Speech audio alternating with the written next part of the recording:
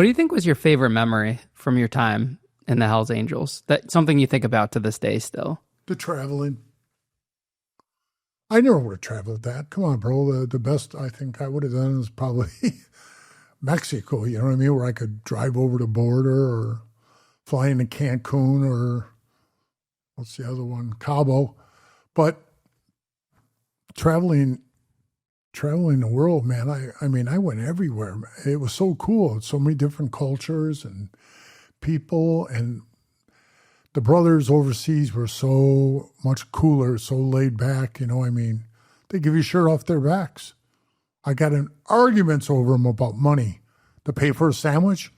I tried to pay for a sandwich one time, and the guy said, listen, you're here in Amsterdam. I pay for everything. When I come to America, you can pay for it.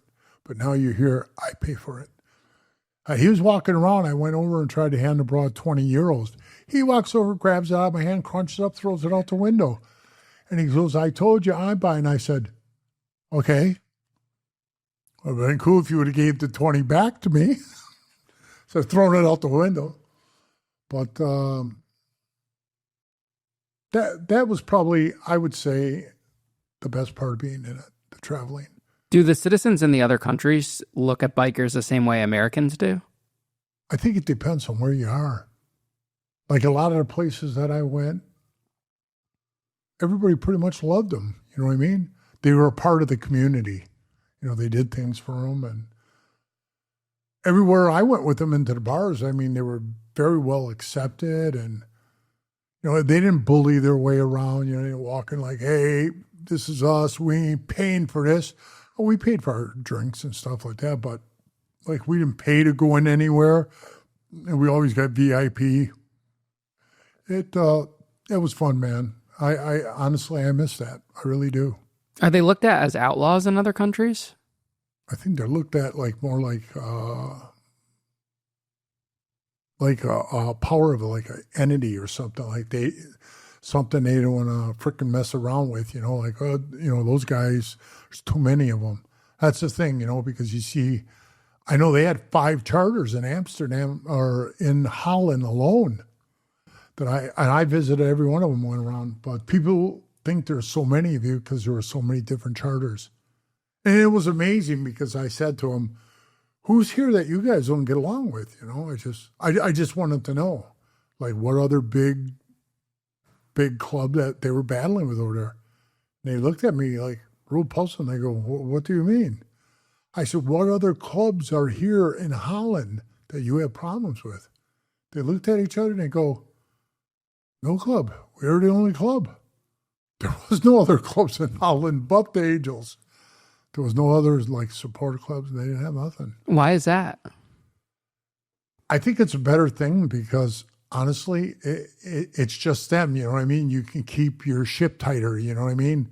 You know where everybody is, what everybody's doing. It's a tighter ship. Trust me. I believe that because when I was in San Francisco charter, they didn't have any supporter clubs. They had no other really clubs in San Francisco, just us. And then these guys came along, you know, and they go, hey, you know, we want to start up a club. It'd be a support club for you, the Barbary Coast or something. And I totally was against it. You know, I voted no on it. I said, no, we're only club in the city, man. Let's keep it that way. I was outvoted. And, you know, they let those guys in and they went into another state where another big 1% club stopped them and were giving them shit. And they were somebody that really couldn't take care of any business. And this other club peeled all their support stickers off their bikes. And they had the balls to come over, and I was at the clubhouse, and they said, hey, can we get some more stickers? And I said, beat it. I said a little more than that, but they got their stickers taken, and they wanted more, you know. But I'm saying, I said to the charter in the meeting, that's what I'm talking about. Now, see, we got disrespected because the club that supports us got slapped in the face. So what do you do in a situation like that? You know, they're not going to go start a major war over some support club. But, man, I just wish they wouldn't have done that. it's better off. But with saying something like that, if everybody could work together, like with all these guys fighting, it's crazy. The amount of shit you see on TV and the internet and shit, with all the fighting. If they could get to a thing where they could agree, hey, Ian, you're here in Illinois, we're not. Shit like that. It's yours, Illinois. Stay out of it. Why bump heads? Why be a tough guy move in the same neighborhood? When the other tough kid lives there too, and you got to fight them all the time. That's why, if they would just stop moving in each other's area, and Angels are famous for that too, But by doing that, they're upsetting people, and that's why people are losing their lives over something that's stupid, Boundary lines. It ain't about drugs, ain't about guns like everybody says it is. It's about putting two bulls in the same pen. Only one bull is going to be the alpha male. I see more news articles and just news in general on other clubs rather than the Hells Angels that are committing the violence right now. Like you see like banditos wrapped up in a RICO or a gun case or a murder. Yeah. I've been seeing a lot of that. I've noticed a lot of it's been like popping up on my feed, like I can't believe how many because back in the day it really wasn't a big thing. Well, back in the day it was MySpace. Was that what it was called? I was only around for MySpace for like a couple of years, but probably more so for you. Right. But that was back then when, we had like friends on there and stuff like that. Then the Facebook thing started. But I mean, it's amazing when I go on there and I see so many faces of these guys I was in the Angels with, they're still active Angels, and they're all on there looking for friends, But how does it make you feel when you do see these news articles? That I'm glad I'm out of it, that they ain't flying over my house in helicopters and blowing my doors off and sticking guns to my head and my family's head and shit like that. That really started taking a toll. I probably, honestly, without no exaggeration, I was probably myself raided 9 times. Where, they blew the doors off with the percussion grenades and tear gassed the house. And, it was just, maybe that's what I miss. No, I'm making a joke. But I'm just saying, now I just live a peaceful life. It's just quiet. Matter of fact, it's so peaceful. I just feel like I'm sitting around waiting to die. Yeah, when you live the life you have, you must miss, some of the action of it. I do. To ask me, is it like an adrenaline rush? It is, bro. Because when you're with the club, you can feel like, you feel that power. You know what I mean? Like, we're here, And I'll tell you what another member said to another 1% club. I don't want to say the club because it just throws mud on their shoes. But this other club wanted to have a meeting with me when I was in Vegas. And I went, and it was just me and another guy. And we went there to meet. There was about 5 of them. It was in their shop. It was a tattoo shop. And we were in the back and we're talking and started getting a little heated up, and he started like getting a little upset, raising his voice and stuff, and I had to give him a crack in the mouth, and I wasn't trying to be a bully, bro, but he was like showing me disrespect. And I wasn't sitting there thinking, I'm a Hells Angel, you don't do that to me. I never played that card. Could have, but didn't. And I just kind of gave him a crack and snapped him back into it again. I told him, hey, man, don't talk to me like that. And he said the most effed up thing that I would never say to you or anybody else. He said, oh, man, we were the big club in town until you came here. I was like, what a dumb thing to say. Why would you? I said, hey, man, nobody's trying to, overtake your sandbox. We're just trying to survive together here. And you're making it hard because, for some reason he thinks his balls are bigger than mine or some shit. But after a while, then we got along. They had along as long as I was there. As soon as I left, everything changed, man. And I'm not trying to pat myself on the back, but a lot of things did change. Like when Rick put out this podcast and stuff, and he's like, I don't know this PU guy, and he didn't know me at the time. And he goes, his real name's Charles Goldsmith, but I read all his records, and I listened to tapes. He did not snitch on it. Thank God, finally somebody knows how to read.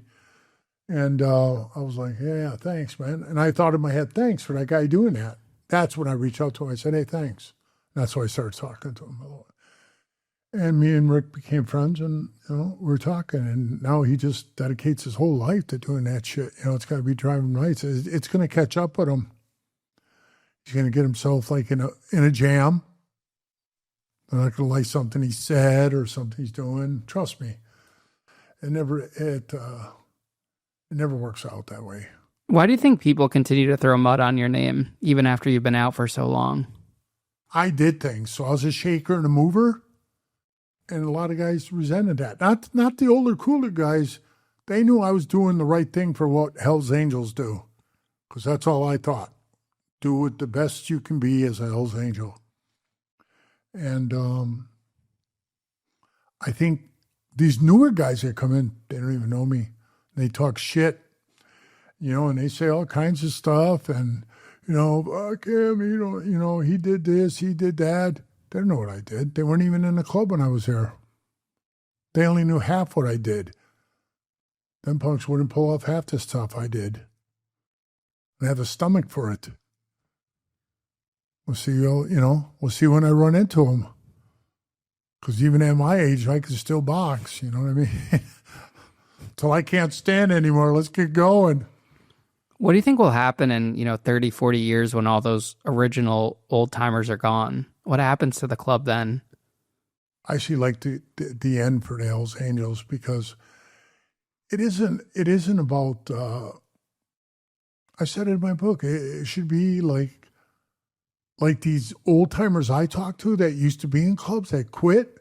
They quit because they said they became, and George is one that says this, they became exactly what he didn't want to become or what he was. So George likes being the outlaw subject, doing the run. He likes that. And that's what he thinks of himself, and that's all cool and shit, man. But these new guys coming up, they ain't got no respect, bro. I'm telling you, they have no respect. I could see it before I even left the club in 2010. They were like very disrespectful, and now I see it's perfect, because now I see all the 50-year members they're throwing out left and right. So there's no loyalty. There goes that loyalty word. Because, somebody dedicates 50 years of their life to that club. That's longer than most of these guys been alive. And they throw them out. I mean, that totally took me by surprise. So for the question you're asking, I would say in 30 years, pretty much the government's going to win. The government has that all. You see the way it's going now. Yeah, they're not going to be around, and I could see the way they're all starting. Like, it's kind of weird. They're like all like kind of joining up together, like forces, Like you see the pagans and the Mongols and the Vagos all hanging out, the Banditos and the Angels hanging out, and now the Outlaws are starting to come along with them, and that'd be like 3 powers against 3 powers, Super Bowl. Super Bowl time when they get it on. Life comes at you fast, but let's be honest, sometimes you don't. You've got a million things going on, work, stress, gym, life, and then it's like the moment comes and your body's like, nah, not today. We've all been there. No shame, but also we're not just accepting that anymore. That's where Rougiette comes in. This isn't some sketchy gas station situation. This is real treatment that helps you show up when it actually matters.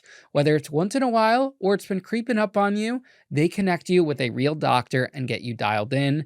Their bestseller is Rougiette Ready. It's a minty tablet, dissolves under your tongue, super easy. About 15 minutes later, you're like, all right, we're back. And it lasts up to 36 hours. So you're not rushing the moment like it's a 2-minute drill. And if your problem is going a little too fast, don't worry, they've got Go Long, which helps you stay in control and not, fumble the ending. And here's the thing, over 500,000 men have already made the switch, so if you've ever had a moment where things didn't go as planned, this is your fix. No awkward pharmacy trips either, everything is online, doctor included, and shipped discreetly to your door. Nobody needs to know but you, so next time life speeds up, you don't have to slow down. Go to rugiet.com/locked in and get 15% off your treatment. That's RUGIET.com/locked in for 15% off. Rugiet, performance medicine for men. How do you want new members to remember you when they hear the stories of Pee Wee from back in the day? I'll be proud of what I did, and the things I've accomplished. They can't blame me. They blame me on becoming of a Hell's Angel because I talked to the cops. We all have to talk to the cops, bro. We get pulled over on the side of the road. Do you honestly think we sit there with our hands on the handlebars when a cop walks over and says, I want to see your driver's license and shit? We just sit there like robots? We're all going to jail. Everybody's bike's being towed. You got to say something. Somebody's got to be intelligent enough to talk to them. We were in Sturgis. We get raided by about 80 cops, helicopters, dogs, SWAT team. They made it big for the Sturgis people to go, whoa, So they would always come in the shop, the guys, as we're being raided, and they'd say, Pee Wee, we're being raided. And I would just glance out the front windows and see the cops running in with the pistols out. And I said, okay. What could I say? Oh, my God. So I said, yeah, okay. And they say, you talk to him. And I go, no, you guys talk to him when they're out there. Just talk to him. No, you're better at it. Oh.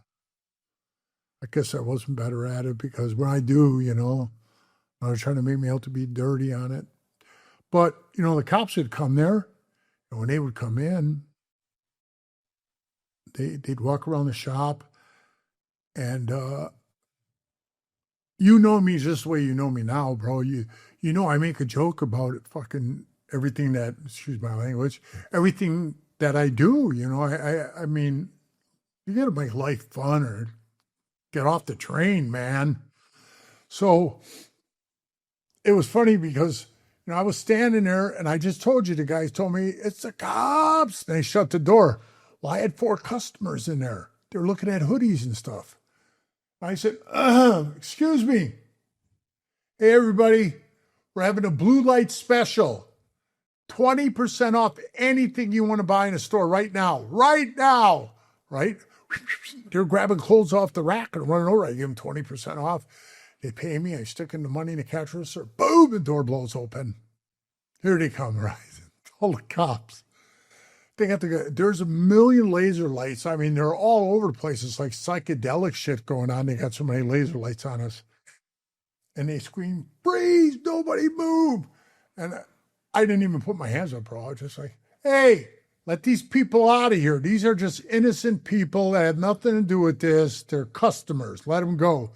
And, they have the rifles out, go, go, go, go. The people are running out, like, oh, my God.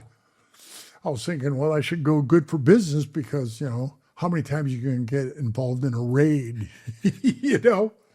So they come up to me and they said, hey, we want to talk to you. And I said, no, you always want to talk to me. Talk to somebody else. They go, why? And I says, we're all equal here. I got no stripes. You know what I mean? Just go talk to anybody. We're all equal. Go outside, talk to one of those guys. We'd like to talk to you. And I said, why? He said, you're a little smarter than these guys, and you're the Tony Soprano of the Hells Angels. And I said, ooh, well, I'm not flattered by that. But at least you picked Tony. You know what I mean? And pick like one of the down and pull guys. So I says, what do I have the privilege of this raid. He said, we're looking for a girl. And I said, aren't we all, man? Aren't we all? Now, this time I had my hands on the counter. Made me do that.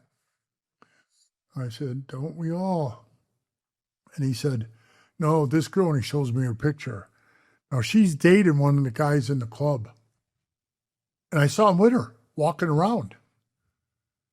And I said, what about her? They said, you got her kidnapped in here. I said, dude, there's no girls in here. There's no kidnapped girls. You want me to take you upstairs and show you and stuff? And he goes, yeah. I took him up there, walked him through our bunk room. See any bras? Smell any puss? Nothing, right? Good? Well, did you have her up here? Yeah, she's here. She goes out with one of the guys. We come back down, we're standing in the store, and I said, listen, I want you guys to stop wrecking my business. Keep coming here, raiding me. You're wrecking my business. And the cop's looking into my counter, and he says, hey, can I have one of those stickers? You know, because I had all the stickers in there, and they were like, when in doubt, knock them out, you know, and all the typical, you know. But the one that was cool I had was a big circle with a slash through it, and it had FTF on it, right? And the cop said, well, what's this one? I said, that means fuck the feds, right? He looks at me and goes, hey, how would you like if I had a sticker like that on my hat that said, fuck the Hells Angels? I said, I'd whip your ass. And the one marshal said, where's Paul? Pee-wee, tell us where Paul is. Paul was wanted for a murder, and he was on the run for like 7 years. God's truth was, I didn't know where he was. I didn't care. So just glad he got away or whatever it was. I said, I don't know where Paul is. And they go, come on, you know, just. I said, okay, I'll tell you what. I'll make a deal with you. Tell me where Jimmy is, and I'll tell you where Paul is. They look at each other and they go, Jimmy who? I go, Jimmy frickin' Hoffa. What do you care about Jimmy Hoffa? I said, I happen to be a Teamster, bro. I'm a Teamster. I want to know where he is. I was doing it to piss him off. So he looks at me and goes, we don't know where he is. And I go, there you have it. I don't know where Paul is either. So they all got mad and they stormed out of my shop. And the guys come back in. What do they want, you know? And I wish at least one of them would have stayed in there, because that's what we're supposed to do. One guy could have stayed in the shop to hear everything I said. So, because you don't know, you could have a guy, well, this guy did this guy. I mean, I knew better than that, but it was just somebody should have stayed in there with me. And I knew a good way of pissing those guys off all the time, you know. Why did they get a report of the girl being kidnapped or taken? Oh, so I forget to tell you the best part, bro. Mm-hmm. They turn around to leave. I'm walking with them to the door to open up the door to make sure they're out, right? And it's so cool because above the door in big red letters, Moldy Marvin, he was dead now, one of my best and favorite Hells Angels. He was from Oakland, old-timer with the big beard. Moldy Marvin. And he walked in my shop one day, he took red paint, he dipped it in. He wrote above my door. Did it perfect too, like it was pinstriping. He put tough ain't enough. I hope it's still there. Because the day took it down, man. That says it right there. Have no respect. Tough ain't enough. He put that on the door. It's cool. I walk in the door. I open up the door as they're walking through. I grab the cop's shoulder and I go, hey, look across the street. There's George, a guy that was in retired, with that chick. He's got her arm around her and they're looking at T-shirts. I go, there she is. You better go get her on a tire. She's all balled out there. And they looked at me and they go, shut up. They're all pissed. Because obviously you could see she wasn't kidnapped. She was being held, you know, with a gun to her head. And they feel like idiots, you know, and they do that. How would they even have gotten that case? Someone had to have reported it, right? Do you think it was a rival or something? Or I think it was bullshit.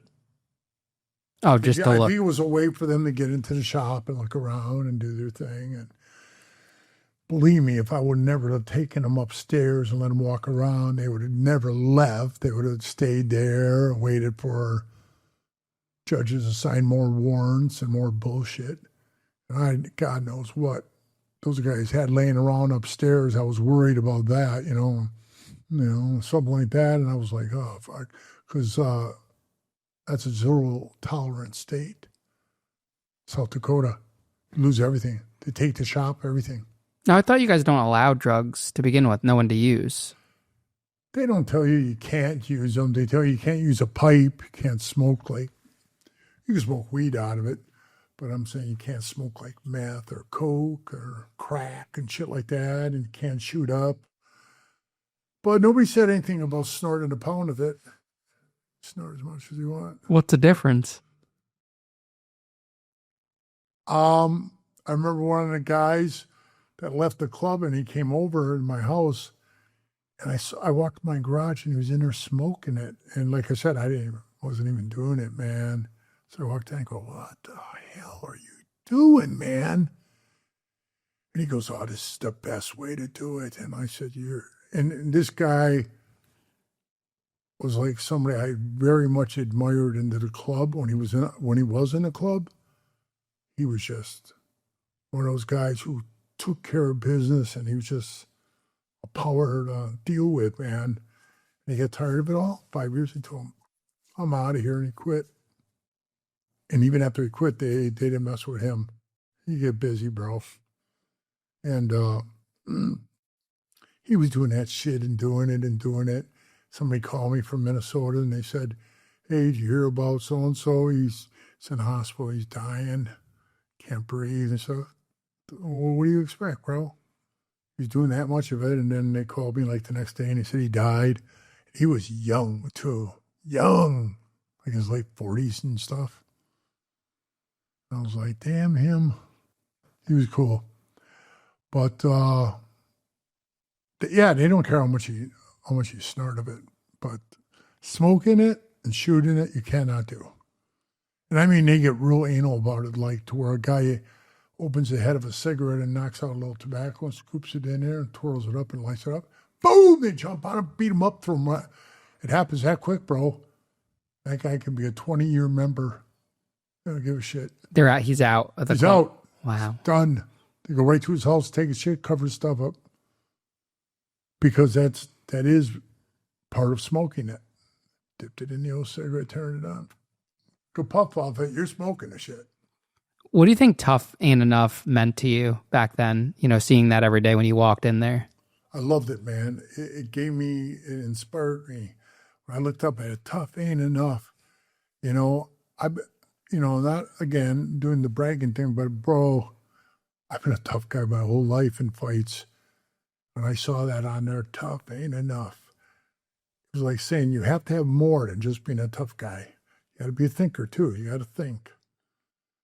And Marvin, that was so cool when he did that. And I've had that on the wall, honest to God, for probably right above the door for like 10 years, 11 years when I left there. I had that shop for 19 years. I left there in 2010 when I quit the club. So, do you ever have regrets for any of the decisions you made when you were the president of the club that you think about that you wish you did differently? Yeah, some of the people I let in. I wasn't doing me or the club any favors by letting some of these lames that I let in. To get the numbers, I was trying to build up the club, and then you could get rid of the riprap and keep the good guys. But there was no good guys to pull from because there are so many clubs in Vegas, from religious clubs to rockabilly clubs called Stray Cats. And I mean, honestly, there were so many that I would see other clubs with some of these young, pumped up young kids. And I was thinking, man, what the hell can I hooked up to, that kid in the future? You could be the future of the club. I couldn't get them.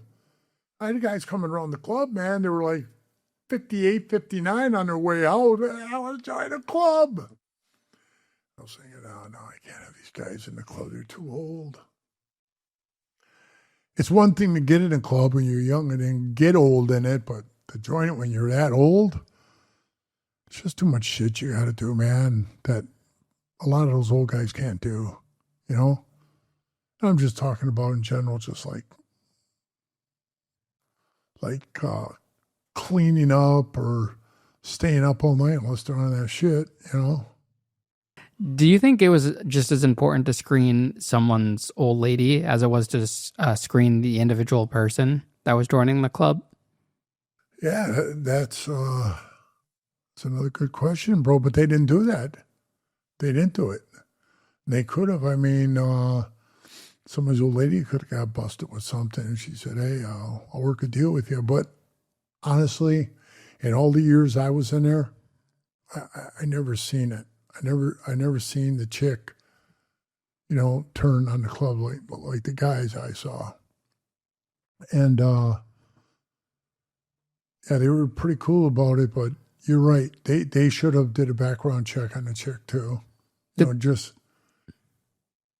Just to know that she was good, because I had a waitress yesterday in a restaurant, just tell me, "Oh man, I think I've seen you somewhere." I was like, "Oh man." So I just told her, I said, no, I just moved here, and I acted pretty stupid. And then she goes, "Oh yeah." She goes, "You ever do any time?" And I said, "No." I told her, "No, I didn't." She goes, "Oh, I did." I was thinking, I bet you did. But it's just weird, to hear like a woman come out and just, "Hey, I was in prison. I don't care," all this stuff. It's just, it's weird. It's just weird to me. Did they have rules for the woman? Well, the nice thing I liked, they didn't wear those property patches, You think of property of. I have a dog. He's my property. I own him. I don't really own my wife. She could walk out anytime she wants, and leave.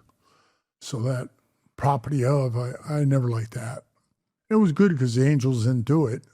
There was like one Angel I know in Minnesota that did it with his chick, and everybody was like, "What?" And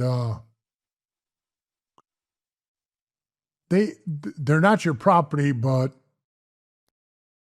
they're your old lady. And I think most of them know how to act like when they come around. They're pretty cool. Most of the guys I know who stayed with the old ladies or got rid of them right away, you know what I mean? And they were like up, and it was a bouncy situation, bro. Anybody who was married a long time in there, they were doing pretty good. Would you guys gamble a lot because you were in Vegas? Would you guys hit the casinos? I never did, bro. Never. Would others? Yeah, there was one when we first moved there and opened the charter. And I'll say his name because he's dead, but his name was Greek. He was a Greek guy, and actually, oh my God, could he gamble? I've been with him when I saw him win 50,000. I saw him win 100 grand. But when you hear these stories, I'm telling you, I got to lay them out to you the way he laid them out to me. I said, I can't believe the money you win. It was almost making me like, I should just keep trying like this guy. But here's the deal. He already stuck about 600-700 into the machines. 3 at a time. Ching, he's pulling them, high dollar slots. Paying, I think, $10 a pull. I think it was more than that, bro. I think it was 20 bucks a pull. Sometimes $100 a pull. Bam, bam, bam. He's pulling 3 at a time. Then that first one, bang, bang, bang, bang, bang, bang, bang, bang, hits for 50 grand. He's like, yeah. Pulls it out. He said, now remember, I lost 7 out of here. Then the other one, bang, bang, bang, bang, hits for 40. And he goes back and he just keeps sticking the money in the machine, man. He's crazy. So how much do you think he won that day? Over 100? Oh, easy. But it was he owned a business, I guess, before I moved to Frisco. And it was real good business and shit. Then he got hooked in that gambling. Man, was he hooked. And we moved to Vegas. He went with me to help me start the charter and stuff. By the time I got my shit all done there in Frisco and I moved to Vegas, he was here already, in Vegas. He already lost his truck, all of his furniture, his motorcycle. Yeah, he pawned it all to gamble. And the worst thing he did, he pawned his jewelry. It was club jewelry. He told the guy he'd be back. He always would go back and get it. But you can't do that. You can't pawn like club property. So what happened? I came down and they said, hey, we want you to be the president. I said, okay, we're just starting the charter. And I'm telling you, it was very, very sad because I love Greek. I did. When I went to jail in Sturgis, he was the only one that checked on my wife. He was he had a good soul, man. He did. He had a good heart. And I had to kick him out of the club, bro. And he was crying, please, Pee-wee, please, man. This means everything to me. It tore me apart. It was like throwing your best friend, beat it. I don't want to talk to you again. It was hard. It really was. Because of the mentality of that club, once you're out, nobody will talk to you or whatever. Like those guys don't want to talk to me. They don't have to. Like I said, I got 193 guys on my Brothers for Life thing, and we're kicking ass and we don't care. What do you think of those decisions now, looking back on it? Something like what you were just describing, were those the right calls? With that being said, I think about why my son doesn't talk to me. He was mad because he told his sister the day of the wedding, I could have said, and I could have said, we'll get these guys another time. Let's just not do it now. It's not a good time. But then you got to look at it, bro. We were like the club. Everybody knew us. 1% club. Take care of business. Remember Cisco's famous words, hey, you guys are living off our reputation. Go get your frickin' own. Get busy. That's what he told the room. And the guy next to me, I said, he's right. We're living off of the 60, 70 guys. That's what they were living off. So my kid's mad because I didn't say, let's do this another time. Let's forget it. As soon as they said they were in the lobby, man, I knew I had to go out there and get busy, man. And I'll be honest with you, I didn't tell those guys, come on, let's go. I didn't care if any of those goons came with me or not, both those prospects. I just turned around. They went running out the door, and I went in the lobby all by myself. And then they come running in after I was already boom, boom, boom, boom with the guy getting it on. And now this is the fight that you talked about in our first episode together. Right, that I went to prison for. Yeah. And now it's, 2026? He still hasn't talked to me. 2014, we went to prison. He hasn't talked to me since. How does that make you feel now? It really, really bothered me a lot, but I mean, it's been so long now, bro. It doesn't even faze me.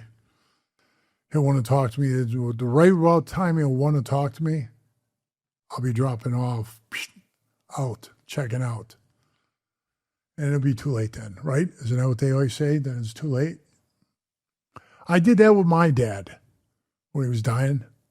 They called me and said, do you want to say goodbye? And I said, no. I said goodbye 20, 30 years ago to him because he was never there. He left when I was like 3. I never saw him. I saw him maybe 6 times my whole life. Never ever called him dad. Never told him I loved him. And he never ever called me on my birthday. Never ever said he loved me. So when he said, hey, his daughter from his other marriage says, Dad's dying. Do you want to talk to him? And I said, no. She said, just say goodbye because he's not going to be around. And I said, no, I'm cool. I'm at work, Don. I can't talk to anybody. I'm loading a truck. I said my goodbyes. Then she called me the next day and said, hey, he died. Do you want some of his ashes? And I said, no. So I can honestly say, like, I grew up with no dad, but I never really knew the love of one or one. And Brad, I was there his whole life. I mean, I was there right up to the time he came around the club. 27, 28 years old he was. Yeah, I believe he was that old. But yeah, he came around and I was still there with his mother. I mean, she came from a broken marriage. My mom and my dad divorced, and my mom and her second husband divorced. So I was thinking, yeah, I got to do the right thing, keep this together. It didn't work out that way, bro. If you could choose to not join the club in order to keep your relationship with your son, would you? Would you make that decision? I don't know. That's a hard question to answer, bro. Because the real reality of it, the best relationship I had with my son was in the club. Is that crazy? It actually makes me angry to think about that. That when he would see me, he would ride next to me. When we see each other, we'd go swimming at the clubhouse together. He'd call me up there, we're having steaks. I'd go down there, we eat the steaks. He'd come over and give me a hug all the time we was leaving. He'd say, all right, I'm leaving, love you and stuff.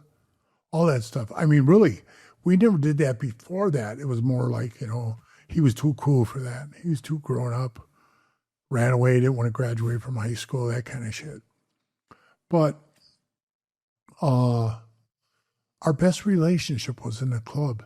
We went to Amsterdam together, all over the place, walking around and just having fun, man. And if I said, yeah, not joining the club, I would never would have known that feeling of real love from him the way I did in the club. And then I swear to God, when it was over, it was over. I quit. He quit the same day, and he really stopped talking to me. Started drifting then. And once in a while, I call him. He'd say, "Hey, what's going on here?" And still, I was flipping the bill for him, because he's my son. I don't have the money, Dad.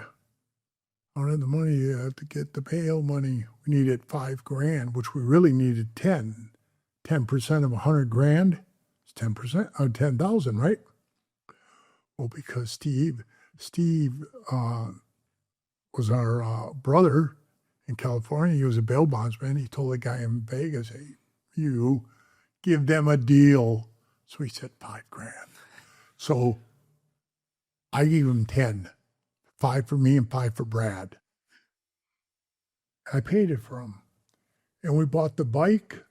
He said, "I don't have any money, Dad." And I said, "Here's 5, you get the rest." The bike was 7. It was a FXR he's buying, 92. And it was a nice bike. And he was working. He got the money. He got the $2,000. He bought the bike. But yeah, he said, "Yeah, Dad never did nothing for me." There's a lot I did for him, bro. A lot. But being in the club made us a better father and son. I couldn't believe it, But the club did do that for us. So for me to say, yeah, the club was a bad thing, it wasn't, but it did split us apart too. So the evils of it was that, and the good part was the relationship. How long were you guys in the club together for at the same time? 3 years. So that time was shorter than the time you've spent apart now. Yeah. Yeah. It's interesting when you put that in perspective. Yeah. 3 years, and I mean, we traveled everywhere. I was going out of the country. He was going with me all the time, and it was cool just for him to see them different cultures. I know he got off on it,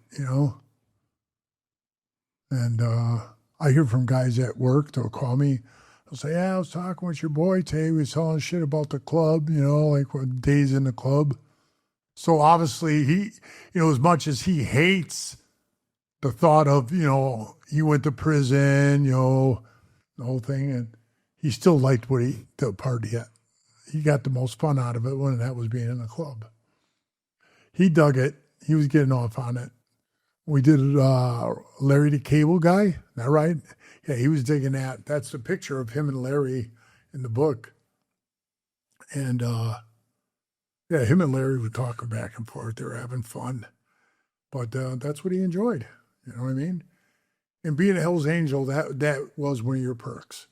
You got to meet a lot of movie stars, rock stars, and all that stuff. A lot of celebrity status. And you were in a movie yourself. Yeah, I was in actually a couple of, like this one called Red Line with Eddie Griffin, and what's his name? The guy who played Otter on Animal House, Mathis, what his name is. And then I did Think Like a Man with Kevin Hart, 2. Think Like a Man 2. You were in the jail. Yeah, I was prison. in the jail scene. And I had another director guy call me up, said he had a huge part for me in a prison part again. You know, old Tony Soprano said, I don't want to do this show anymore because you guys are going to like label me a mobster, which he was. Nobody else thought anything else more of him than that. But that's how that goes. The last movie I did in Las Vegas was White Boy Rick. Did you ever hear that one? Wait, that one came out not long. That was like 2017, right? 2018. Yeah, I left in 2018. Wow. What role were you in that movie? I just drove the van. Oh, okay. Around. I drove the kid. But I said, hey, what's this movie about? White Boy Rick. White Boy Rick, that's the name of it? They go, yeah, it's about a white kid selling drugs in the inner city of Detroit. And he gets busted. And he does more time than anybody in there. And I go, really? And they go, yeah, he's still in prison right now. When we shot the movie, he was still in prison. And I go, wow, how much dope you talking? And they said, I don't know. It was a lot, though, man. But also his dad was running guns and stuff like that. Then when I saw the movie, I thought the movie was really good. You know what I mean? The movie was good.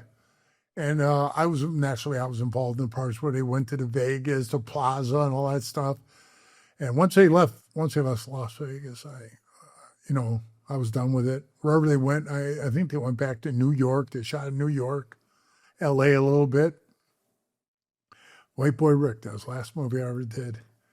And that was a pretty good movie. And all he did was Brought was driving the van on Think Like a Man 2, and I was driving it. And the producer looks at the director and said, call a casting agent, get a big tattooed biker-looking dude to scare Kevin in a jail scene. He goes, all right, grabs paper. I see him writing it down. And I see him, and I'm driving, right? And I look in the mirror, and I see him look at me. And he takes his elbow, and he hits the other guy, and the guy looks at him, and he goes, hey, Pee-wee. I said, right, yeah. Want to be in a movie? That's how I got in it. That's the right place to right time. Do you get residuals for that or no? Yeah, I just got one the other day. It was only $10 for seeing it on TV. What? But you got to remember, bro, that was made in 2013. I probably made about 10 grand off of that thing. No, you were already out of the club by that point? I was out 2010. Would you have been able to do that movie if you were still in the club? Yeah. Okay. Yeah, as long as I don't. As a matter of fact, I had a blackout like some frontal like death head stuff on me, and like the ones I just said, my hands and stuff like that. They just took like a marker and went over them. I said that way they ain't gonna be crying about. They ain't gonna cry about no copyrights anyway. I already looked into it with an attorney. He says as long as you're in a club, you're an actual member, you can display it, right? I was like, good enough. Would people reach out to you when you were the president to get you in documentaries or movies over the years? My friend Andrew, he has a guy that does movies and scripts and stuff like that, and he said, I want to do one on you, but I didn't have the book done yet. So I was trying to tell him, hey, hold on once, and I had like a little part of a script, and I sent it to him, and he read it, and he totally. It was crazy, bro. It was just like, I'm sitting out in a car outside a meth house while they're cooking, and I'm like, I've done that in my life. So I told him, hey, dude, man, you can't write all this crazy stuff down. I don't want no part of this. Take my name off this book. Off this script. Take my name off. Well, he said, I don't use your real name. Bro, he was calling me Charlie. That's my real name. Okay? if he thinks by not using Pee-wee was going to throw him off, I don't think it was going to do it that good. Charlie would have gave it right back to him. So he's like, well, what's the matter? And I said, dude, no, man. Then the book came out. He ordered one off Amazon, and he read it. He's like, dude, I am going to write the best script. And then he wrote it, and I started reading through it, and I was like, oh, my God. I just shut it. I never opened it again. I don't know. Everybody says that you can order. Is it true? You can order like the AI stuff, like for writing books and scripts, and then you talk into it, and it writes them for you. Yeah, like ChatGPT and stuff. Is it? Yeah. I mean, Does it work? For the most part. You still need like a writer's touch on it. Okay. But I mean, do you want a movie one day or a documentary? Yeah, I think it would be a good one. I think it'd be a really good one because I think the era that, from the 90s into the late 2000s, I was in there, that was a big change in the club. Change from the 60s, 70s, 80s, boom, that's when it changed off. I could see it was getting way different. Every year it got worse and worse. What's a story you've never told anyone from your time in the Hells Angels? There's one story he's going to kill me for this, but he'll probably laugh too. It was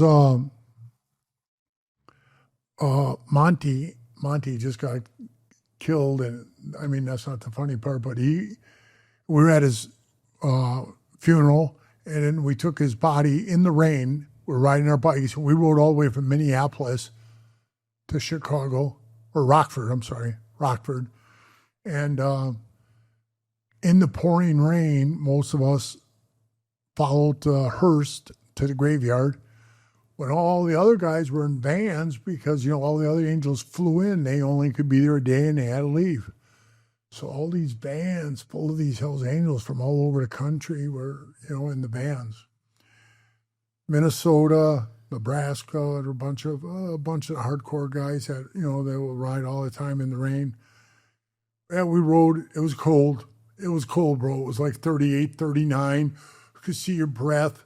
It was really funny because when we were there, we were wet. So Rode was with me, Mel Chansey, and he had on his blue windbreaker. He looked like a Smurf, right? It was on his head. Now you got a picture. It was wet, so it was like stuck to his head, right? It was like real conformed to it. And he had his Hell's Henchman patch over it because they wore their Hell's Henchman patches right up to they became Hell's Angels. They give you that. Either you can wear a prospect rocker or you can wear the club that you were in. And that's how some of these clubs go, no, we'll wear the rockers. We'll wear our own shit until we make it. So Mel had on a henchman jacket.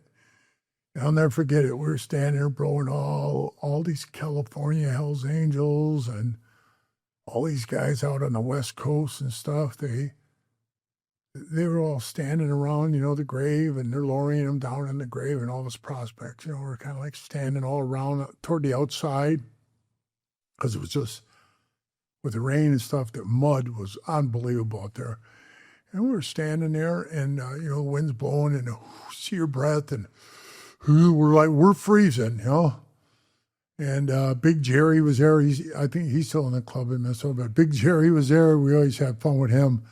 And Big Jerry was standing there.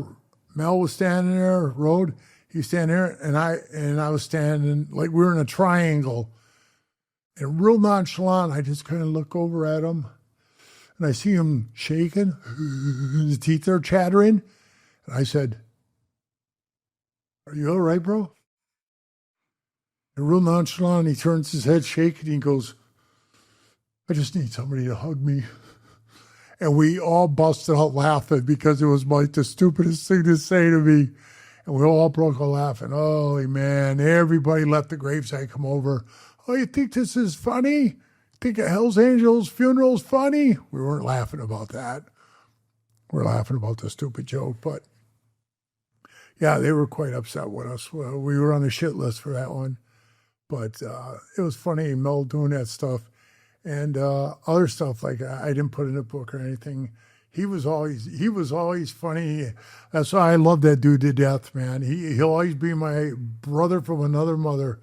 We got back to my house, which I lived like this, way out of Minneapolis. They were pissed. Why did you move so far out?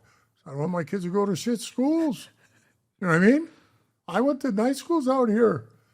Out here, don't want to be on night schools, so. But everywhere I went was way out of town. And I went out to a little tiny town called St. Francis. It's about 22 miles outside of Minneapolis. Oh, God, that pissed him off. And then Pat Matter moved out that way. Then Richard moved out. Then it was okay. You know, everybody started moving there, but still mine was like you moved too goddamn far out. But I'm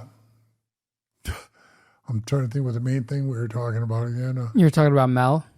Yeah, so Mel is in Minnesota. We're prospects. Again, it's OM, officers meeting, and they're all in there doing their officer shit. We're all out walking around the clubhouse outside, making sure nobody drives by and shoots the place up. And we're walking around out there and stuff like that. And then Mel goes, man, we rode all the way here. We are like dead from Chicago to Minnesota. We are dead, man. I said, well, we'll just have to see what time Pat lets us get out of here, and then we'll blast out to my house, man. We can all crash there. I got a bunch of sleeping bags and stuff. He goes, oh, sleep on the floor? I said, at my house, I have one big room, a huge room. It was huge. I would say 15 by 30. And it had mats on the walls and high school wrestling mats on the floor with the circles in. I taught my kid how to wrestle there because I was a state champion wrestling. So I said, you guys can lay on the rubber mat, right? It's comfortable. So I said, let's go to my house. When he said, cool. So when Pat said, yeah, you guys can go. It was about, I would say it was about 1:30, quarter to 2 in the morning. So we blasted off and we got to my house about 20 after 3. By the time we all got downstairs, we got undressed, and everybody crashed right out. Man, we went to bed at about 3:30. All of a sudden, about 6:20, my phone's ringing, right? I pick it up. Oh, Pat goes, hey, what the fuck you guys doing, right? I said, we were sleeping. I said, what's up? The meeting wasn't until noon, and they told us the day before, you got to be back here by 10 a.m. or 9 a.m. So my wife was going to make this huge breakfast, sausage and toast and all the stuff, eggs. Pat said, we need you back here right now. There was no ifs, whys, or that kind of shit. We're prospects. So I go down there. I'll never forget this, bro. You'll crack up. Mel's laying in a sleeping bag, and I open up the door, and I go,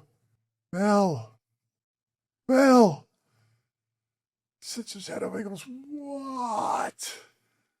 I said, come on, Pat, call. We got to get back down to the clubhouse. They need us. And he goes, what? Fuck it. I quit. We all started laughing. It was just the stuff he said. He didn't really quit, but the way he did it, I quit. He was just like one of those guys. He would say that kind of shit. He was funny. Serious as they can be, but funny.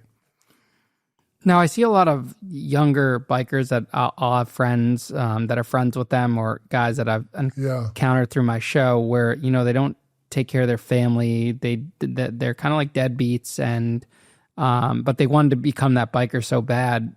Was that how it was back in the day, or were people a lot better at handling their situations at home? It's true, because a lot of these newer guys come around, they think they can get away with just selling some drugs, and week to week they're getting by until they get caught. And the sad thing is when they get caught, the whole club is a criminal enterprise, which isn't true because the Hells Angels are not criminals. But yeah, they have criminals in it, just like cops have. But we just told you the cops here got busted for a prostitution ring. So, all cops must be bad then.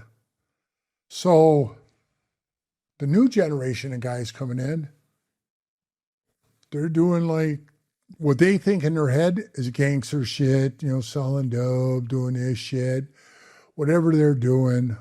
It's not going to last long. They're going to get caught, go to prison. Word gets out. People talk. Believe me, all the guys in the club talk. Gets around. In my charter, I made the guys go get jobs. I said, get a job, or you're gonna get voted out of here. Why? I said, get a job, and everybody did. Everybody in my charter had a job, and I wouldn't allow anybody to do any coke or meth. I didn't care how much weed they smoked, how much alcohol they drank. But you got to draw a line in the sand, bro. Because if you don't, you're going to lose everything you got. And that was way before marijuana was legal in Nevada. Now it's legal, so who gives a shit? I think there's just like this illusion that, when you're a biker and say the Hells Angels, you don't have to work. I know growing up, I just thought that was your job. And then when I met you, I had no idea that, you were in the union, you did all these things. Yeah, you just don't see that. That wasn't necessarily put out there. Right, because, when you come around, here's what the first thing they told me. Hey, what this is all about is family, work, and then the club. It's just the opposite. It's the club, maybe your family, fuck work. So why would you want me in your club, bro? If I had no job and I had no money, I couldn't pay you dues. I couldn't put gas in my motorcycle. I don't even have money to eat. I mean, really, what good are you piece of shit? Because I would let guys work. So I had 6 prospects. I would tell them, you 3 pick which runs. We had 5 runs a year. You had to go to the USA run and get voted on. The other ones, I didn't make it mandatory for them. So I said, 3 you guys pick the South and 3 pick the North runs. And then we all have to go to Sturgis. And they all were like, oh, that's cool, Pee-wee. And they all got to work. They always had money. Dues were always paid. Never had nobody way behind. Like when you go to some of these clubhouses, you guys go, yeah, this guy owes like $3,000 in back dues. How do you let it get that far? Yeah, what happens if you can't pay the dues? Are they out? Usually they'll break it down, the prospect, put your stuff in a box, or they'll kick you out of the club. A lot of times they'll just kick you out of the club for old money. How much were the dues back then? It different. It different. Like, when I was in San Francisco, everything was paid for there.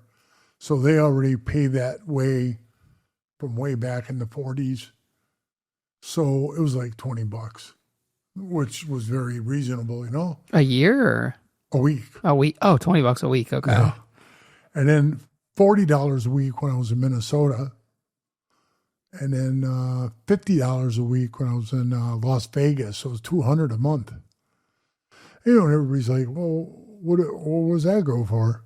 So it goes for the house payment, the cable bill, all the booze you're drinking, all the water, soda you're drinking, the electric in the house, for the pool, all that stuff you're paying for.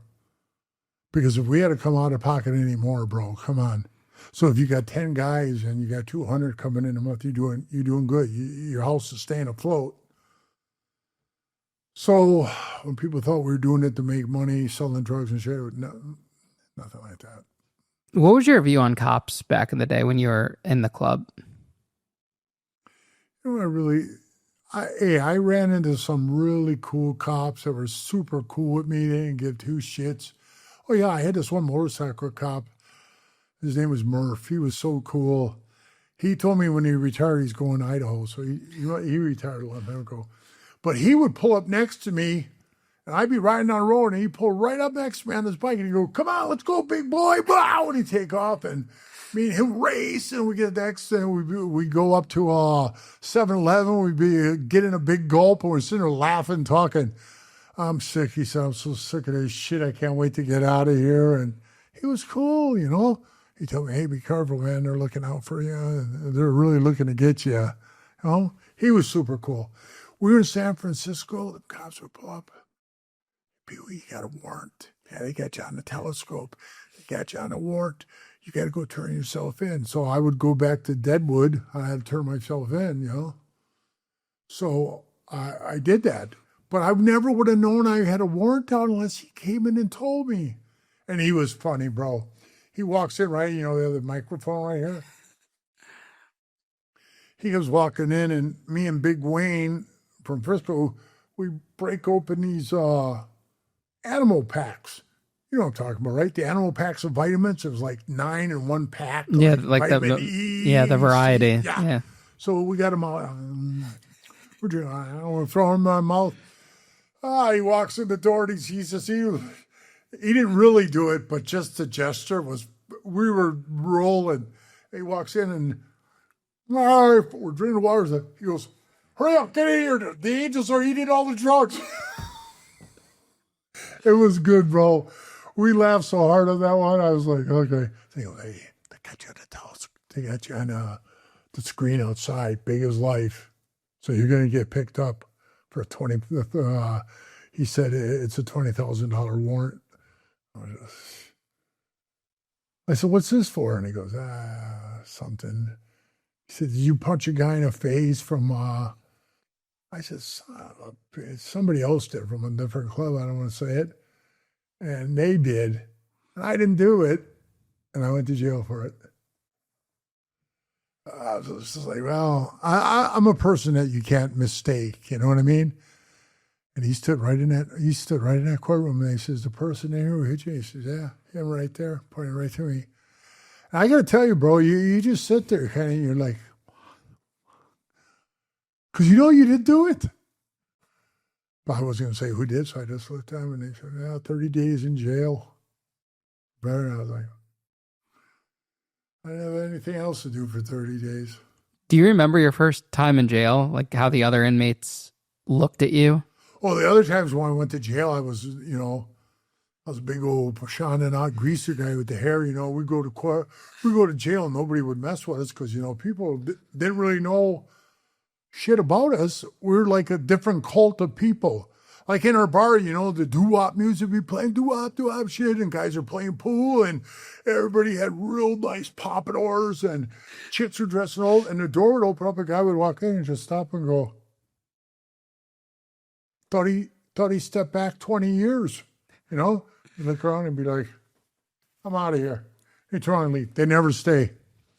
And if somebody did stay, a lot of times they ended up getting beat up, you know, because one of the guys wouldn't take shit from them in there, and they get in a fight.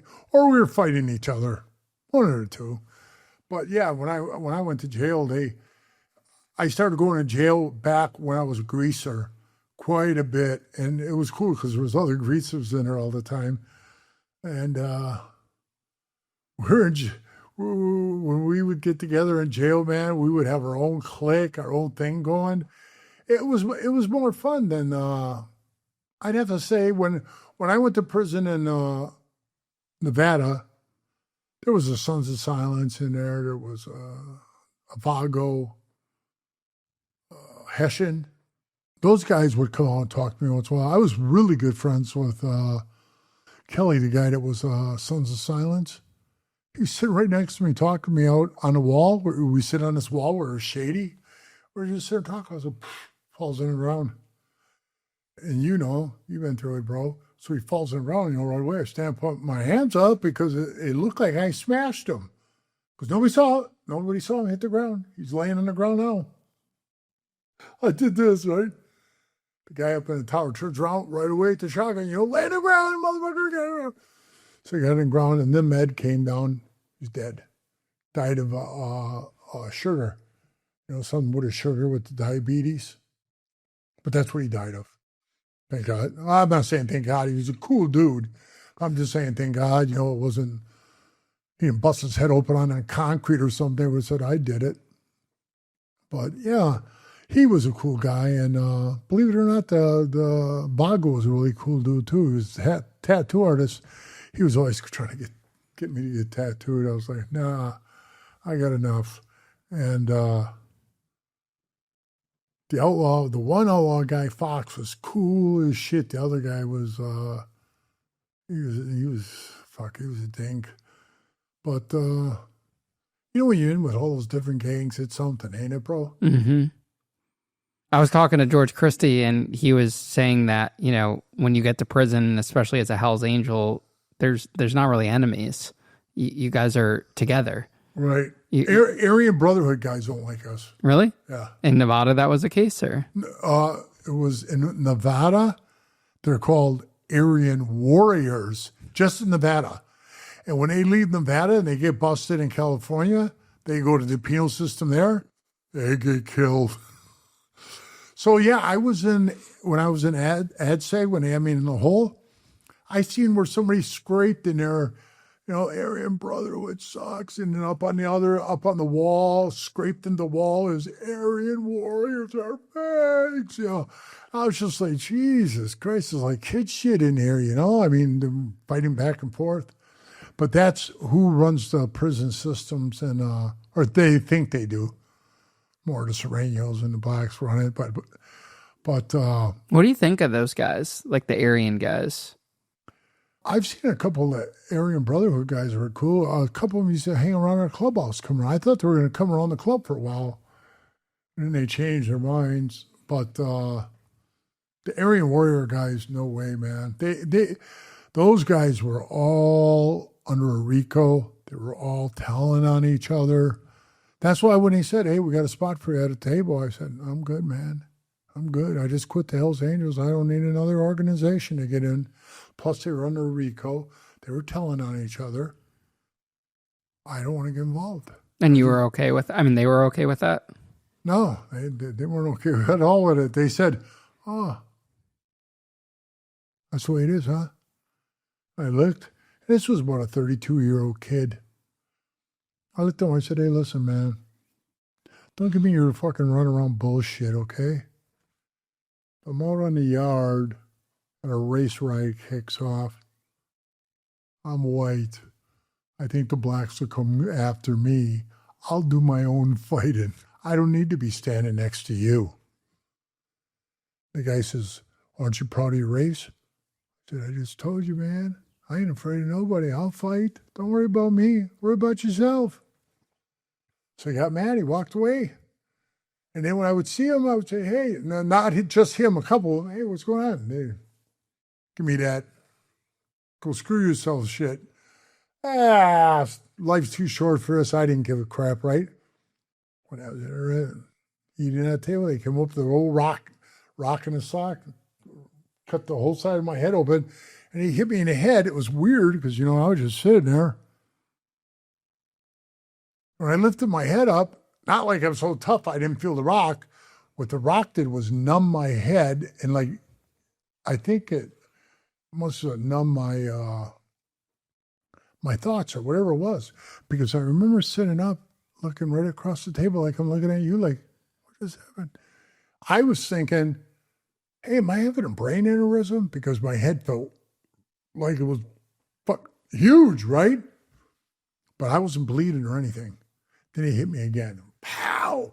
The second hit, he hit me in the head. I felt the warm blood run down my face. And I turned, I looked for that, and I hit him. He went flying. Then I jumped up and I spun around and I hit the other guy. That's when I got the old the tooth in my knuckle. I hit him. He did a complete 360 flip. And I turned to the third guy. He was laying on the ground. He said, I was going to kick him. I'm glad I didn't, because everybody said that would have been a new charge. So I'm glad I didn't kick him. And then the fourth guy said, come on, you bitch. He's running around the table. So I started running around the table with him. As we're running around the table, he keeps yelling at me, come on, you bitch. I said, well, quit running around the table, motherfucker. Let's get on.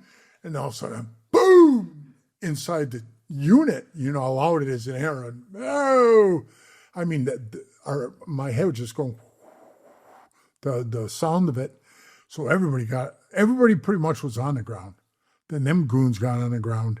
I was still standing. And he said, get on the ground, big boy, or I'll shoot you. And it wasn't because I was something tough. I just didn't know the rules. I didn't know all the rules of prison yet. So I was just like, So I go along, I guess I'm learning them. So I lay down on the floor. And what I was going to tell you earlier than this, the guards were hearing shit like, they're going to get the big guy. They're going to get the big guy. So they thought they'd do me a favor. When they brought the commissary, you go in a private room and they give you your shit so nobody sees what you get. You throw it in your laundry bag. Hey, can we talk to you? I said, about what? I said, these guys want an outfit. They can get you. When they get me, man. I said, I'll do what I got to do. They do what they do. I said, you don't understand. I said, listen, man, what do you want me to do? What do you want me to ask you? Tell me truthfully, what do you want? He's just asked for our help, and we'll give you the help. We'll put you in protective custody. I said, I ain't going no PC, man. I said, listen, I'm not afraid of these goons. I fought way better wars than this. They said, okay. So I only told you that because when I was laying on the floor and they put my hands behind my back and they were trying to handcuff me, but handcuffs won't go on my wrist. So they've had to put shackles on me, right? So I got my shackles, my hands are laying on the ground, right? I got this much room, bro. Oh, yeah. So I got the shackles on. Because it's funny, he's trying to put the handcuff on. He goes, hey, Lieutenant, I can't get the handcuff on this big guy. He goes, oh, yeah, big boy, you gotta use leg irons.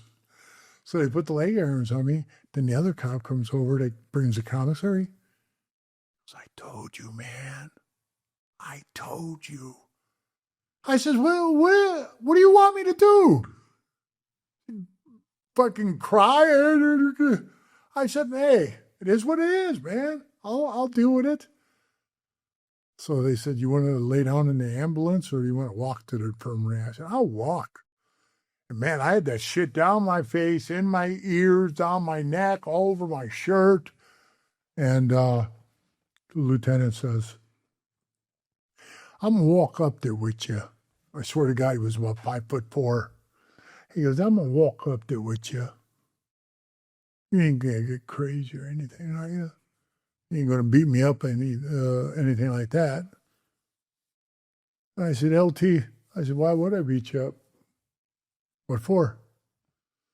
Well, me being a CO and you being an inmate, I said, listen, man, you're just doing your job and I'm just doing my time. I said, let's just get going. I said, can you take these shackles off? He goes, oh, no, I got to leave those on. So I had to keep the shackles on. So we walked, and man, they wrapped my head with gauze, like this. So I swear to God, I look like I was from Iran or something. I had a towel on my head, and we're walking. I could see guys looking out their windows and shit because it travels. The shit travels. They heard a gunshot. Everybody's locked down. They take me up there, and nurse goes, I better call the doctor. I think he needs stitches or staples in his head.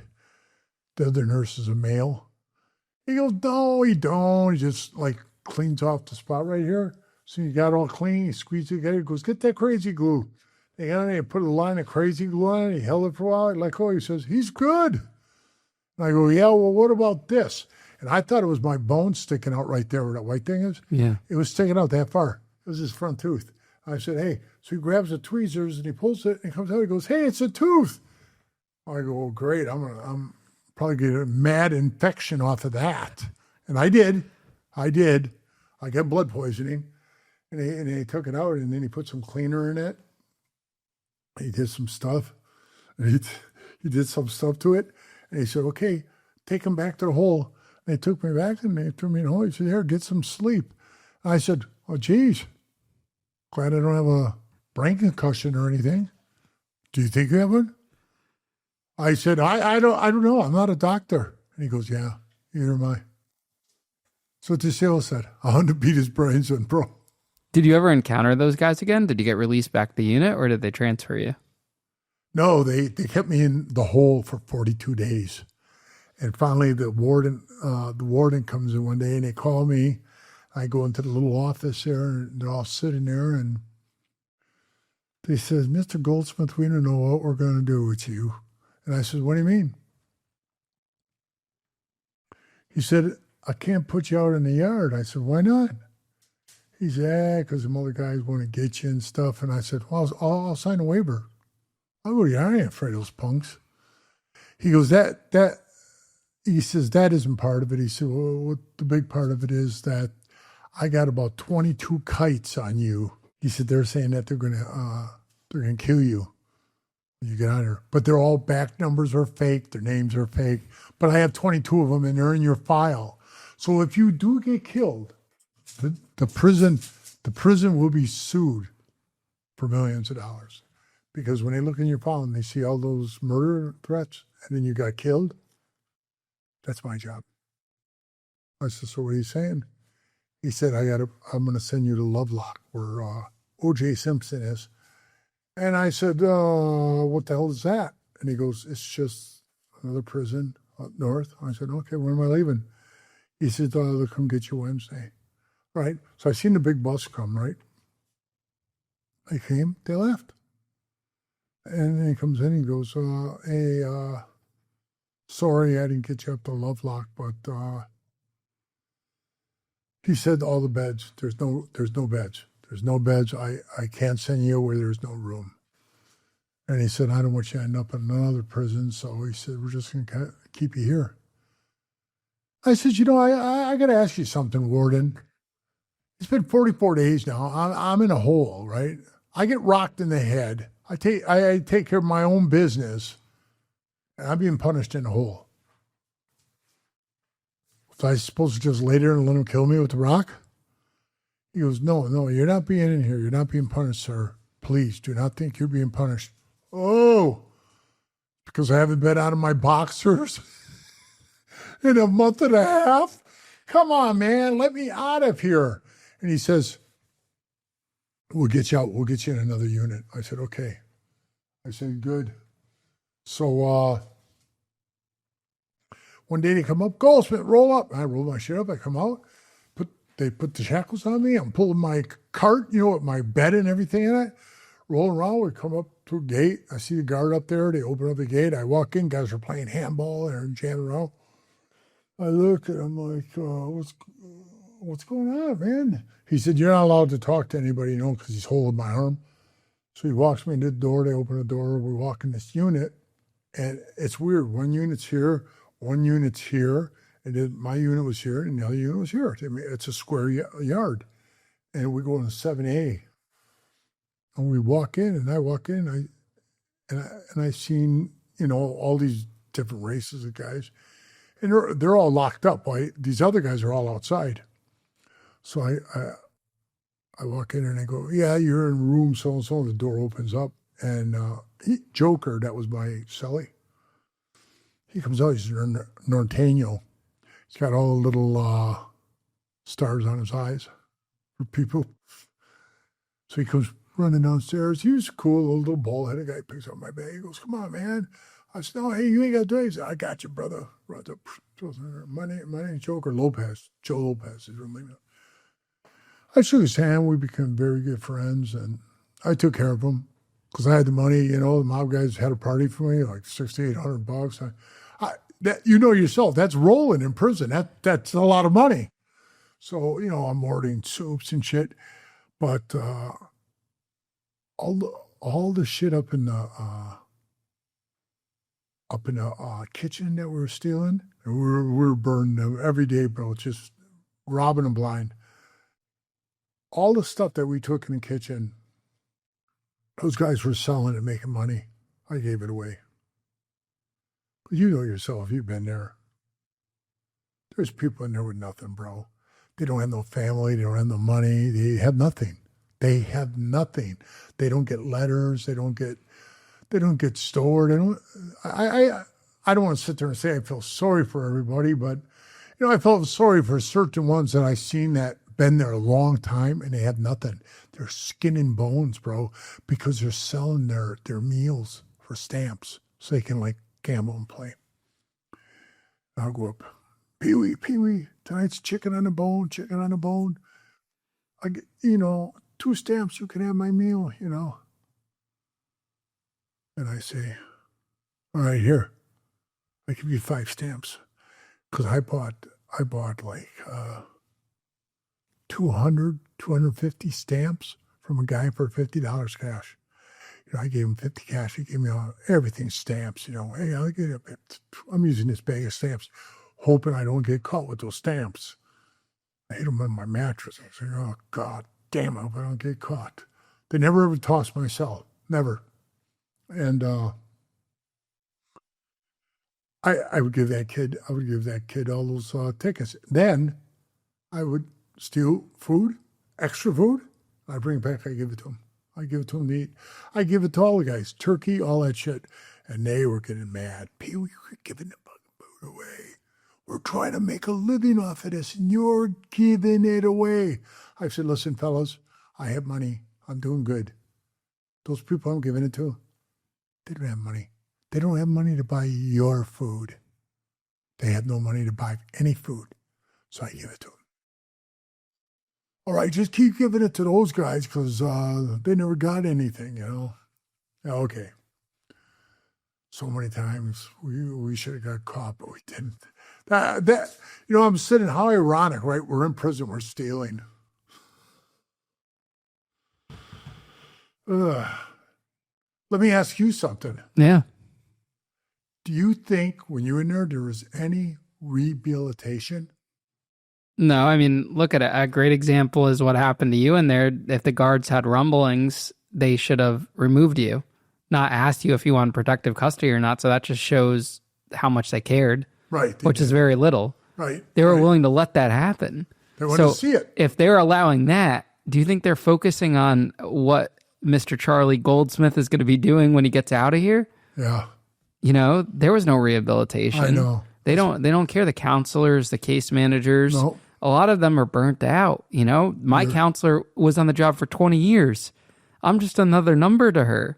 They don't care. And they let the inmates run a lot of stuff. Oh, you need a bunk change. Guess what? You got to go to the head orderly and he's going to tax you. He's going to charge you. They turned a blind eye to everything. Yeah.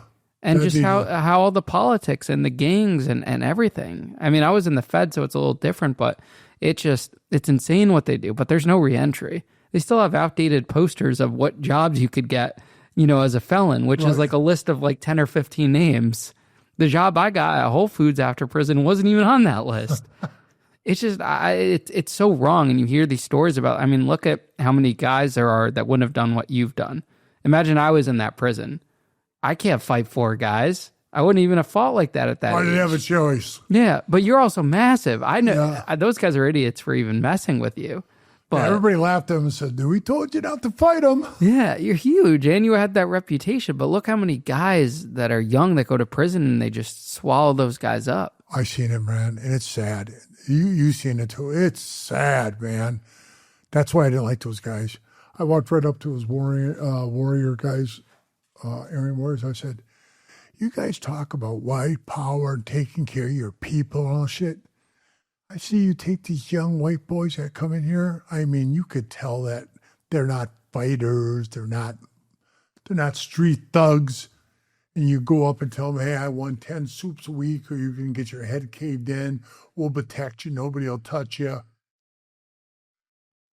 Honestly, man, you can go up and you're going to extort your own race and stuff. That's messed up, man. They said, well, do you think we're going to make money and shit?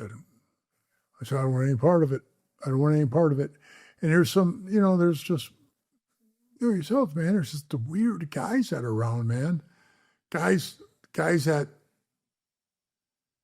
that you hear about on TV now and you're watching and you're going, it's no big thing to you and me, bro. We lived with them. When people say that, they don't know the half of what we saw, what we were involved in.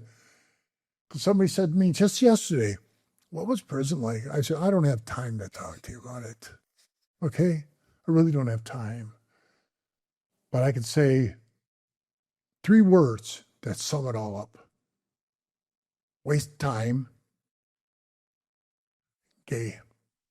That's all I'm going to say. I seen so much gay shit. I mean, honest to God, everywhere I was going. Give us an example. What do you say? Hey, walking around in the yard, you know, walk by 2 guys and they're sitting side by side with a jacket over their lap, and the other guy's hands, you know, doing dumbbell workouts like this, and I just sitting there, and I look at them like, what? And I had these young boys, they come running up to me and go, oh man, yeah, that's so and so. I don't want to say the goon's name. It's a guy. He had breast. He had breast put on, so he had the breast. He wore a bra, but he still had his dong, so he was in a male's prison. Well, you know the guys like that. So he had blonde hair. Oh yeah, he had teardrops on his face, had tattoos on him. Believe me, bro, he'd be the last. I don't give a if you gave me life. I wouldn't be hard enough to go get something from this guy. I just let it seize itself up. So they come out, hey, they're slapping each other. I go, what's up? They go, man, we just, you know, and I go, what? And they go, we tore that bitch up. I go, okay, first of all, it ain't a bitch. It is a guy. So you 2 guys are homos. They're like, no, I ain't like that. People, I go, no. Don't come over here. I don't want you sitting next to me anymore. Because they thought I was like nothing, man. I mean, like you and me talking, like nothing. They were high-fiving each other. They were so excited. And I was like, you almost beat it. And they were young, buffed out kids, man. I'm thinking, damn, what the hell's going on with this world, you know? Did you ever have a really bad cellmate? Like either someone that smelled or, you know, had different ideology or rules or anything like that? Yeah, I'll tell you, you're not going to believe this. The way they wanted me to mess up, you're going to laugh when you hear this. They wanted me to mess up so bad, bro.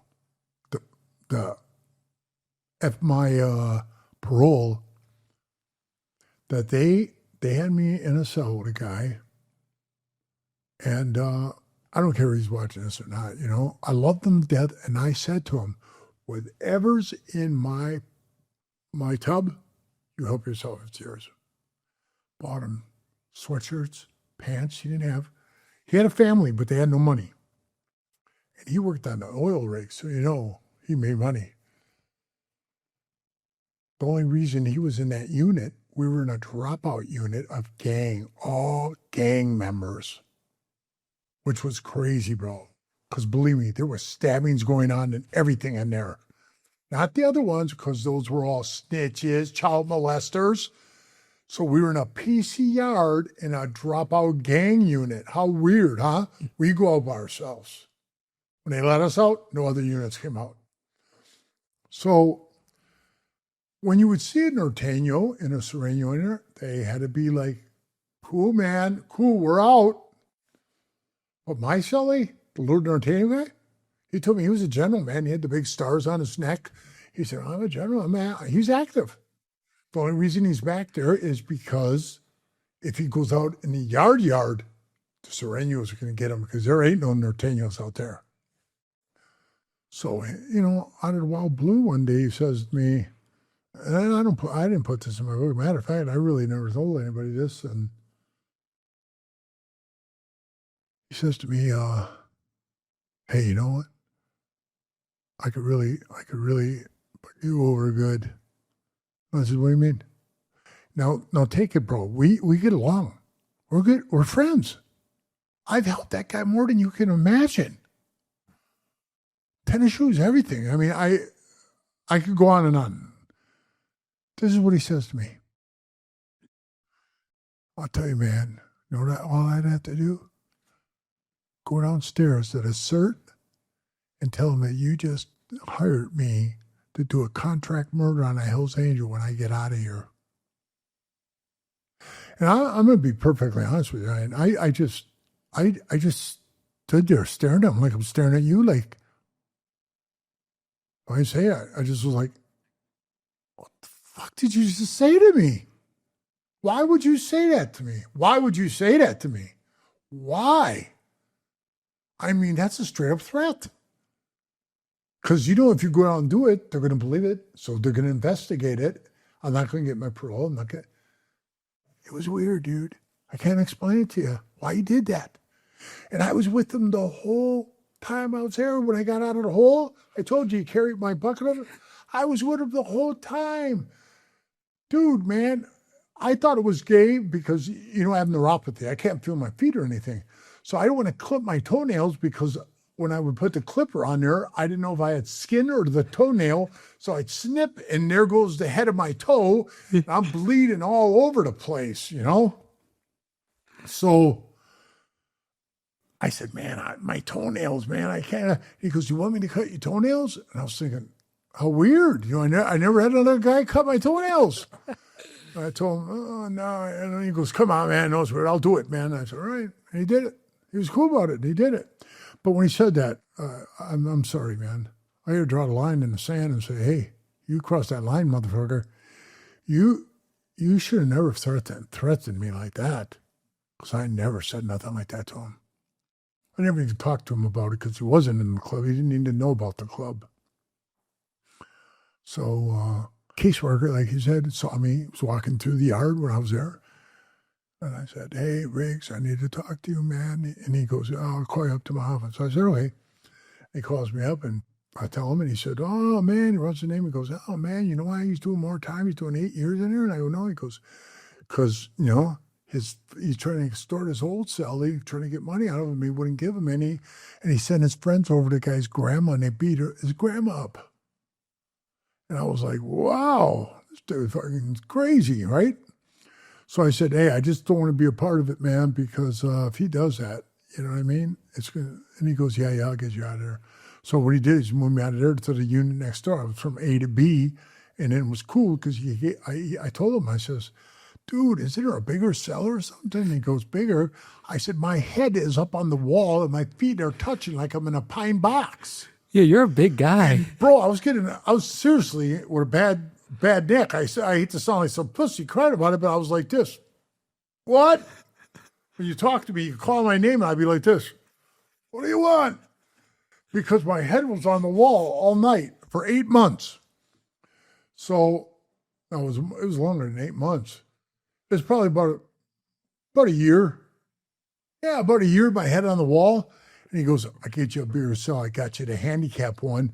It's an extra foot on your bed. Well, I needed it, man, because the beds are only 6 feet. I'm 6'8". I had 8 inches up on the wall every night, and that wasn't my dick. So I just was like, okay, I got a new cell. Perfect. It was nice. And then I had this cellie named Mike. He was in there for kidnapping.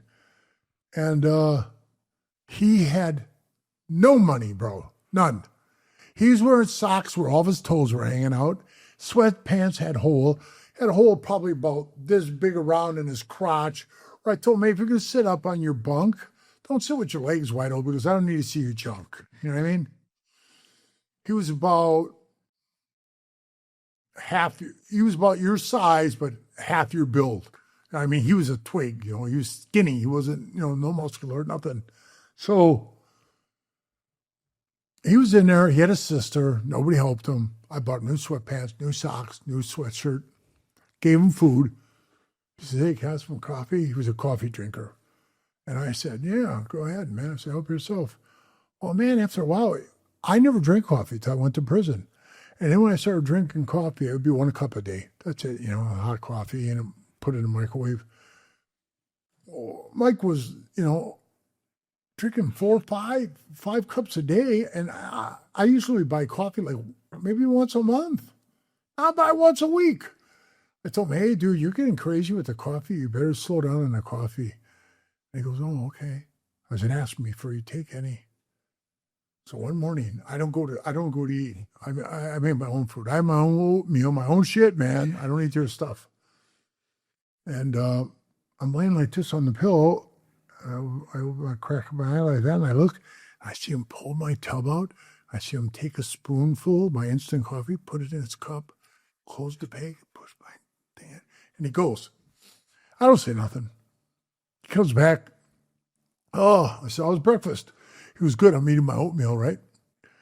And I said, hey, good for you, man. I said, what's up? And he goes, hey, you mind if I get a cup of coffee? And I said, well, you didn't have enough? And he goes, what do you mean? I said, did you already have a coffee? And he goes, no, I haven't had coffee. And I said, no, come on, Mike. I said, Mike, anything I hate is a liar and a thief. And right now you're both. So at least break off one. I know you took the coffee. I saw you do it. You took the coffee. No, I didn't take your coffee. Well, I jumped up, and I couldn't beat his face in. I could have beat his face in, but I didn't want to beat his face because I would have wrecked his face, and everybody's seen it, and I would have been back at EdSeg again, you know? So I said, oh, I'm just going to beat this guy's body. So I'm giving body shots. And he's up against the wall. He's throwing up on the floor, and I'll be damned if the guard doesn't walk by. You know, he's doing a count, and he looks right in there and sees us. He goes like this, like that. Me and him are real cool, you know? But I look right at his face. He looks at me, and he does this. And I went, oh, okay. I just kept hitting him. And I told him, I said, no more coffee for you, Mike, because you lied. You ain't getting no more coffee. And then we're sitting at the table, and the Serrano guys are all like, what's going on, man? I said, oh, man, I fucking tell you, you're stealing coffee from me. One goes, what? Want me to take care of it? And I go, I give a good body beating, you know. He goes, oh, that man. I see, so I look down. He's holding a big old shank in his hand, right? It was a nail. So I look down and I go,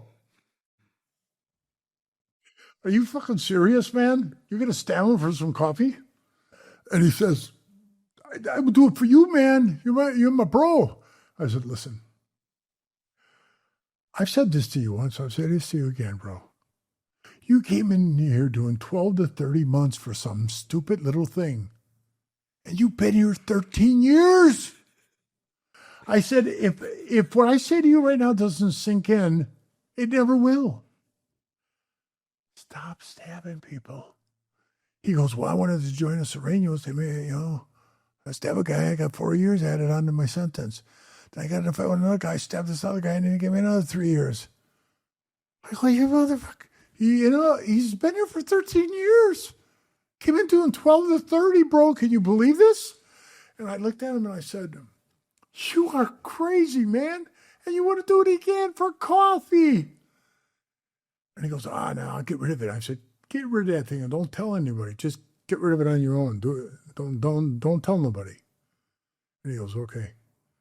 He's sitting there, and the other one they called Psycho, he's sitting there, you know, another Serrano guy. He goes, I never liked that dude, man. I'll fuck him up for you. And I said, no, just fuck him, man. So, you know, I go over, and I pick the phone up off the wall, you know, and I'm sitting on the bench, you know, and it was funny because, you know, I would sit there and talk to people, and as I'm talking, I look, and every hour they open your door. They'll say, if you got to take a leak or shit, you better hurry up, because they open up for like 2 minutes, 3 minutes. You better run in there or do your thing and get out. Because they shut the door and you're in there, you stay in there till the next hour, and then they open it again. I'm on the phone. You know what I'm talking. All of a sudden I see Cycle, get up, and run in my room. Yeah, you know yourself, you don't go in anybody's room. Because they said it to us. If we catch you in another guy's room, we're charging you with escape. I don't get it, bro. I don't get it. I really don't get it. If I'm in your room, I'm escaping. I don't know. Are you knocking the wall out for me or something? I don't know. But that's their theory on this shit, okay? Can't go in the room. I just saw a Psycho run in my room and the door shut. Now, I'm on the phone, right? The guard shack's right, the guard window's right above. The bubble is above me. The office where the other one sits is right below me, right there, about 5 feet away from me. I'm on the phone. I said, hey, you're not going to believe it, man, but I just saw this guy run in my room, and I said, I hope not. And I heard this boom, bam, boom. Oh, yeah, like shit flying around in there. And I go, man, I hope they don't smash my fucking TV. and shit like that. I'm thinking, oh, man, he's throwing Mike against the wall. He was beating the shit out of him. And then all of a sudden, the hour goes by and the door opens up and he comes out there. We're wearing white shirts and sweatpants. His shirt's covered in blood. He walks out and I look at him and I go, what the hell? And he tries for COs not to see him, and he runs up the stairs because he has to run up the stairs, walk down, go that way, come back, and then go into his room. So he had to do all that shit, or unless you go use the stairs over there. But he didn't want to walk across the bubble and have the guy see the blood. And you can't take his shirt off. They don't want you to walk around nude, half nude or something. So he got away. He went and did it.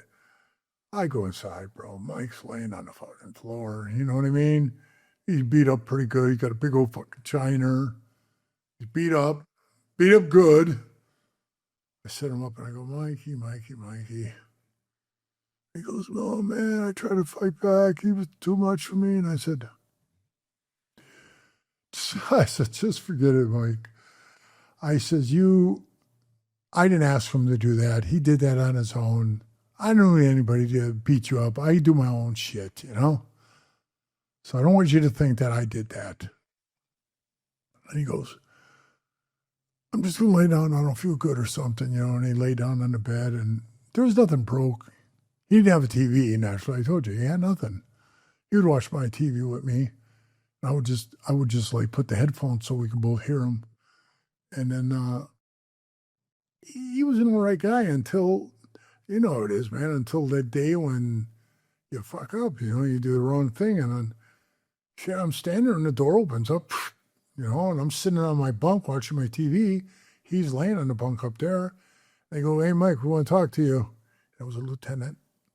And it was another guard, and it was a guard in our unit, a CO in our unit. And he said, hey, sit up once. And he sat up. And he said, who gave you that black eye? Now, bro, I knew that was going to happen, right? That's why I didn't do that.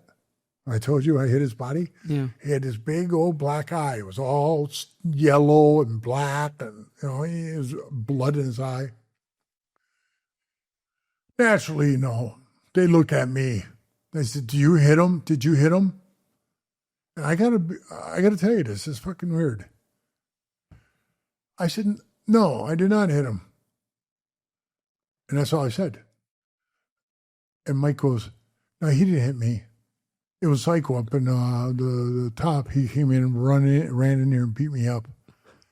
And, all I got to say on that is, I didn't like it because, it was just so fluently, he just ratted. It was Ian Bick. He's up in room 25, and blah, blah.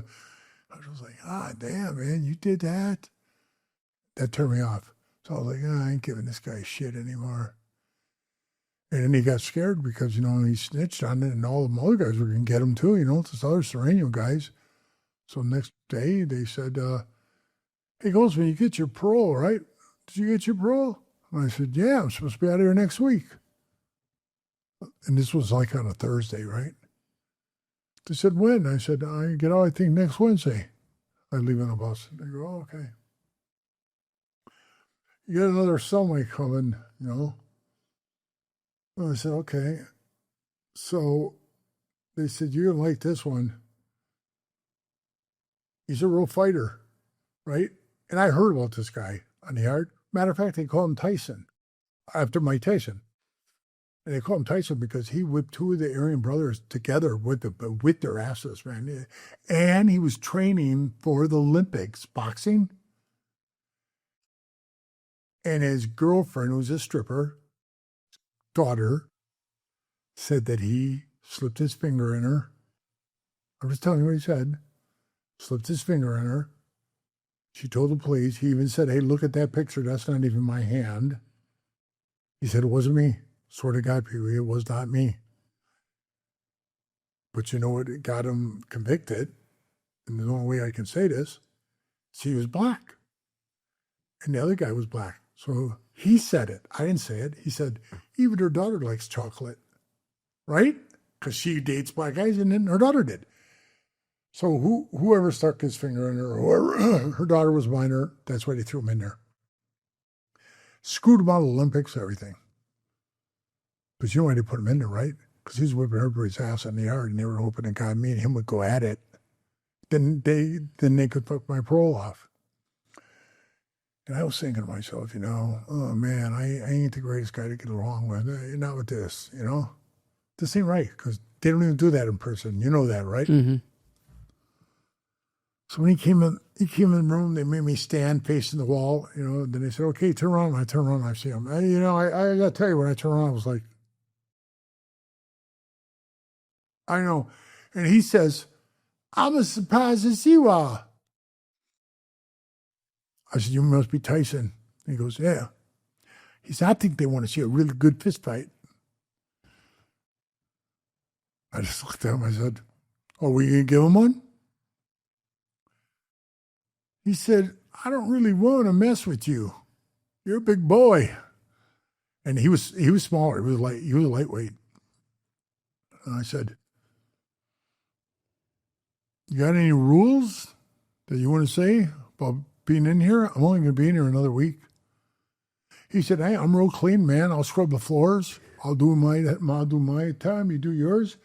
And he said, we'll scrub or we'll put a little drape up, so we got privacy and stuff. He was real clean. Well, he would take a bowl of chips. He had his own TV, pour his chips into a fan, and then he reached down all the time. Hey, Pee-wee, and I grab a handful of chips out. He was cool. So I think it pissed him off that we did not fight. That really angered them. They flipped the door open all the time and said, what's going on here? We lay in our beds like, what? Yeah, they were mad. So did Mike check himself in the day he snitched to the shoe? Mike checked out. He checked out that same day? Yeah, I don't know. So that was the last day you saw him ever? Yeah. Wow. The day he snitched. What, did the Norteños come up to you after to find out what happened? Oh, they knew. They went up and took Psycho. Yeah, they got rid of him right then. Wow. Send him to Ely, Max. 1 hour a day to let you outside. Do you feel bad for telling them what happened about the coffee? Because you had already whooped them. I thought it was just brothers. I was sitting like you and me talking, you know what I mean? It wasn't even a big deal. I said it. It was no big deal. I took care of it. Why do you think they're trying to impress you because of your status? I don't know. I really don't know. I don't know why they did it. And I mean, serious. They were just some serious guys, They really were. I mean, everything they did was serious. And then it was funny.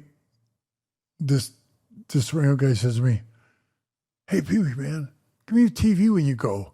I go, "You got a TV?" He said, "I know, but I want to rent yours out, make some money off of it, right?" I said, "Listen, you know what Brian said to me?" Brian was his heel.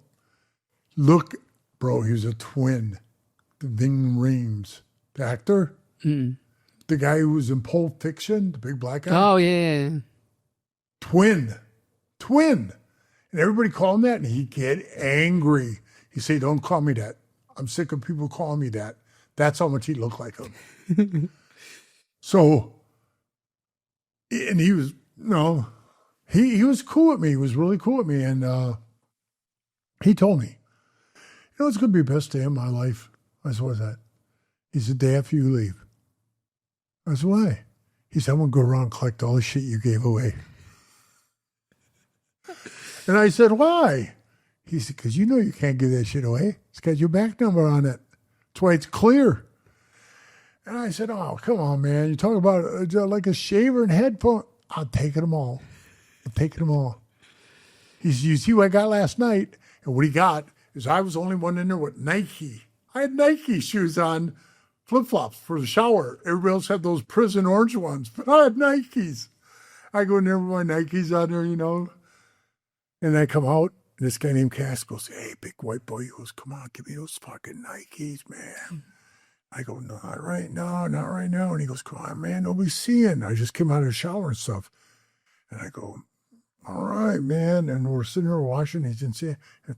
I kicked him off, and then Cass slid him on. And he was walking to his unit. He got probably from here to the wall, and Brian flips the door open. And he goes, "Oh, where do you think you're going? Give me them shoes." So it already started the night before, I told everybody, "Man, he's going to come get your shit." So I told this Sereno guy, "He's going to take my fucking TV from you." And he goes, "Did he really tell you that?" I go, "He's going to do it." He's going to take my TV, man. Even though it was $340, wherever it was, $350, it's only a 13-inch. I said, listen, I'll take it out, man. Everybody says people on the internet buy all that prison stuff, like our clothes that say inmate made. I said, all these bluesies. I sold all that shit online. I told him, I said, prison made, it said, or something on it. And I said, listen, man. I says, what do you need? He goes, I can get some money together, man. My family can't help me. I need shoes. I said, what size shoes you wear? He goes, 10.5s. I said, I'll get you some shoes when I get out. I'm going right back to work because that's how unions work. And he says to me, what does that have to do with me? I said, I'll buy you a pair of shoes, man. You're going to leave the prison. Why are you going to buy me shoes? I said, because I said I would. I'm a man of my word. If I say something, I'd do it. And he goes, you don't have to buy me shoes. I said, I don't have to do anything. Well, I get you shoes. They're $100, man. I'll be getting out when I hear from, I'll be making $35 an hour, And he goes, really? I said, yeah. So I had his bank number and all that stuff, his real name. I got out. I was working about 3 months. I bought him a pair of Adidas high tops, real nice ones. I sent them to him. And I'll be a son of a bitch. About a year later, he calls me, right? Through the Facebook thing, the number you can get. Mm-hmm. And I see the Facebook thing. I'm like, who the fuck is this? 702 number. I answer, and he's like, hey, homie. I go, hey, brother, you finally out? What took so long? Because he said he's coming up like in 8 months for pro. And he goes, I got in a fight with this dude, man. And I messed him up pretty bad. I got like another year added on to my time. I go, you are endless, dude. He goes, but I'm still wearing the shoes. I said, I told you I'd get you shoes. And he goes, you are a man of your word, man. I said, well, let's stay in touch. And I called the number a little while after that, and it says, out of service. I'm like, oh, he ain't back again, is he? I hope he ain't. He was a cool dude. He just, if he went back, he probably went right active again with those guys, I don't know if they do that. I really didn't ask him. But I had a Sereno next to me in the hole, too. His name was Dopey. Like the Seven Dwarfs. His name was Dopey, and he was in there for 2 homicides. And he was 26 years old, man. He was this young kid. So cool, man. I ordered socks, the little ankle socks. Yeah. I got a size 16 shoe, right? So they give me the biggest ones they had.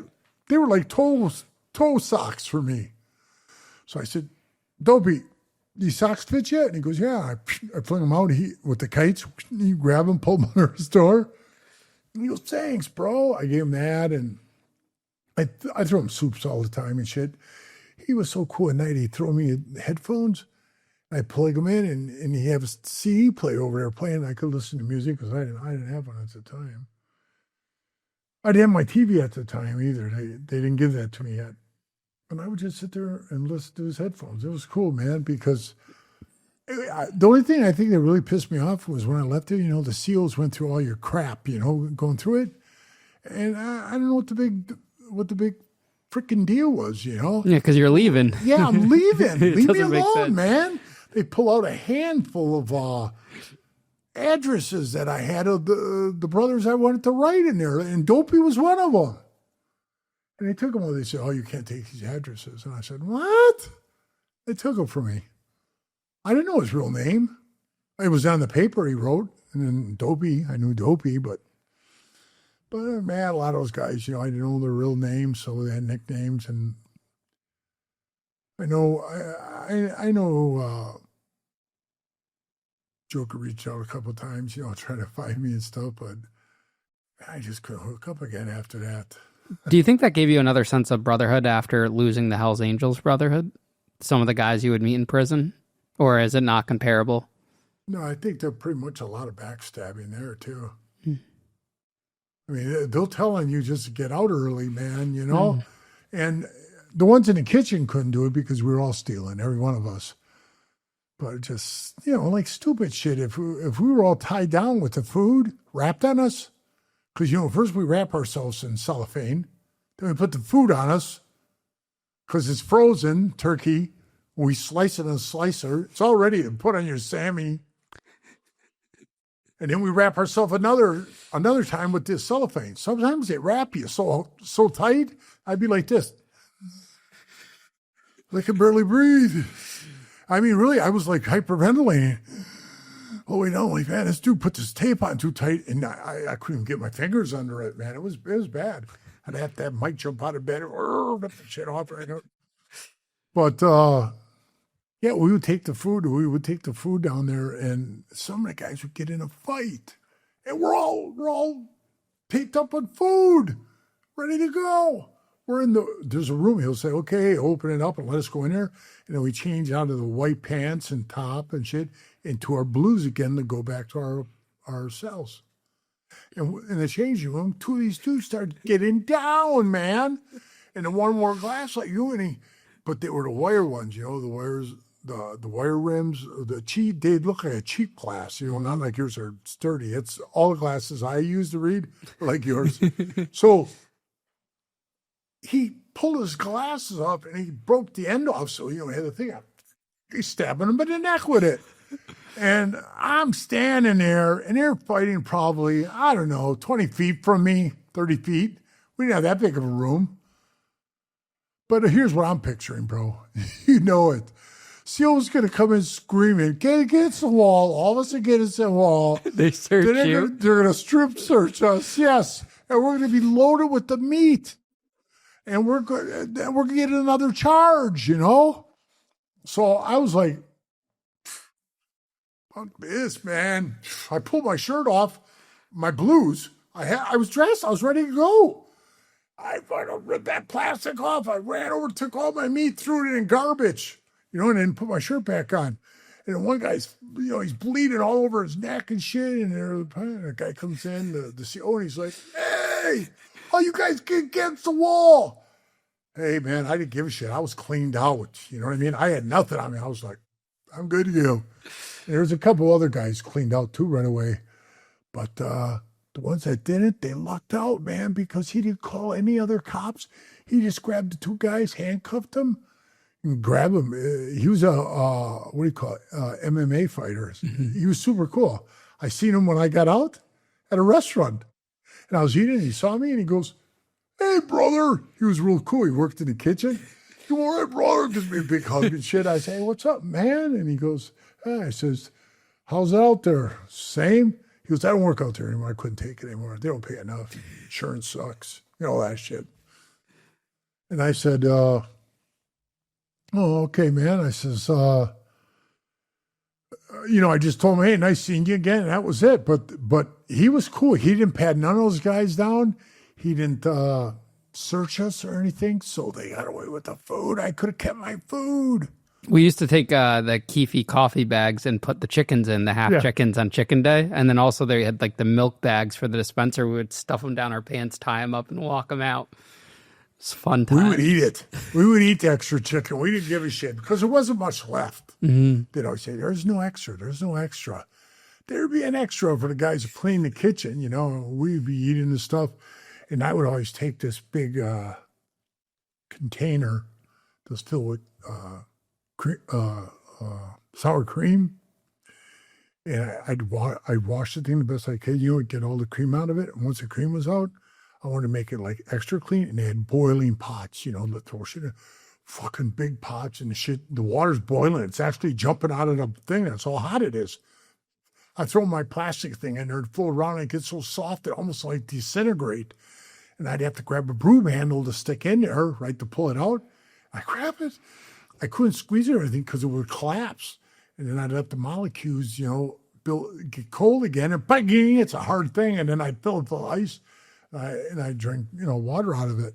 And I'm a big germophobic anyway, right? So I'd be drinking water. I come around the corner with my broom, my mop.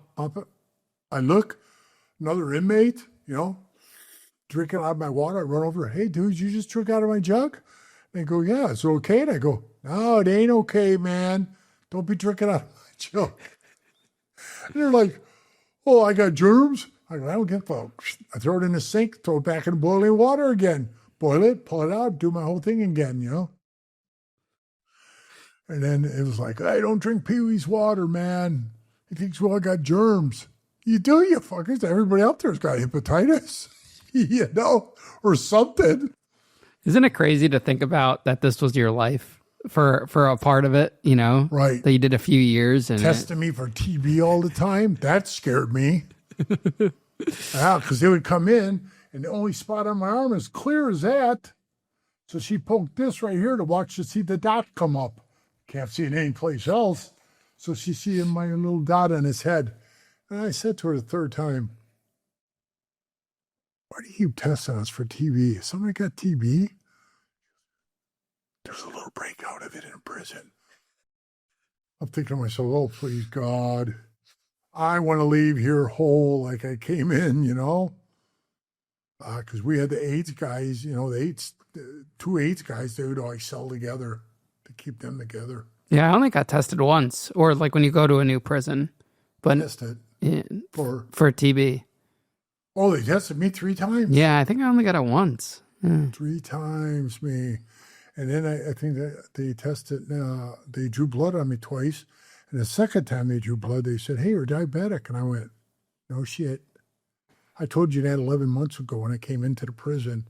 You gave me no medication whatsoever for it. Well, we're going to start your meds now. I tried to sue him for that. And, nobody wants to sue the state. Nobody, bro. Nobody. Nobody would take the case. And the only one I got to take the case was this woman lawyer. I can't remember her name. It doesn't matter. She was acting weird, bro, because we'd be in the one classroom because, she, attorney. Client privilege. Right. Yeah. Well, she's got to go talk to this Mexican guy in the next cell over. He's in there for like a triple murder, right? His face is all tattooed. I mean, he's hardcore as can be. He just stands there staring in our window. The whole time her and I are talking. I said to her, all right. I said, I guess I'll see you next week or something. She goes, yeah, we'll take care of this. We'll have this case up. I'll have everything prepared for us. And I said, all right. All of a sudden, I get paroled, right? And I said, hey, I'm still taking this. She goes, yeah, I'm fighting this, man. So all of a sudden she says, calls me up and goes, hey, where are you living now? I went to the halfway house. They said you moved out of there. I said, yeah, my PO said I could leave. I'm staying at my mom's and my sister's house. I'm going to bring all your stuff over to you. I go, why? She goes, I can't take her case anymore. I just can't. I ran into some trouble myself, and I got my hands full, and there's no way I can do your case. And I go, she was ugly, bro, ugly. I mean, ugly. I mean, I only did 3 years, but if I did 30 years, I still wouldn't have hammered it if I had a chance. Mm. It was just, so she comes over to my house, brings all my paperwork in a big box. Here you go, bang, bang, bang. Doesn't say nothing to me and leaves. Says, sorry, that's it. She leaves. That night, bro, I'm watching TV on the news, local news. Boom, her face pops up. She's arrested. Yeah, put in jail. And I'm like, what the heck is going on, Next thing, find out, she's having an affair with this Mexican dude, man. She's blowing the dude and let him use her cell phone, I would have used her cell phone. I wouldn't have had her blow me. I would have just wanted her for a cell phone. But, man, this dude had it all, So she's being charged with that. And she's being disbarred. That's crazy. Yeah. And you never got anyone else to pick up the case? Nobody would touch it. I would have thought you could sue for the attack on you. No, I never tried. I never tried. I just was like, I just buried that in the back of my head. But I did try for the diabetes because my feet got worse. And after a while, they took my CDL away from me because, me pushing clutches and stuff, I can't feel my feet. Mm-hmm. So I stopped riding motorcycles. You don't ride at all anymore? At all. How do you feel about that? I miss it. I do. I miss it. When I see them going on the road, I kind of think, that was me, But most of these guys you see, you know, are just guys who ride on the weekends and stuff like that. I'm thinking, I get more miles backing up to the curb, you know. But I miss riding a bike, you know. I miss tinkering around, having one. Always had hot rods, you know. I got them. Yeah. But I don't have the bikes to go with it anymore, because after a time I put my feet down at a light, you know, and the bike would start rocking because I couldn't feel my feet on the floor. So I'd have to tighten my legs up and squeeze the gas tanks with my thighs to hold the bike straight. Got to be too much, bro. You know, and then pushing down on the brake. I jam the brake sometimes, you know, if I push too much. Clutch was okay. You know, when I picked the clutch up, that was fine, you know, pushing it down. Do you think you'll ever go for one final ride to try again? Yeah.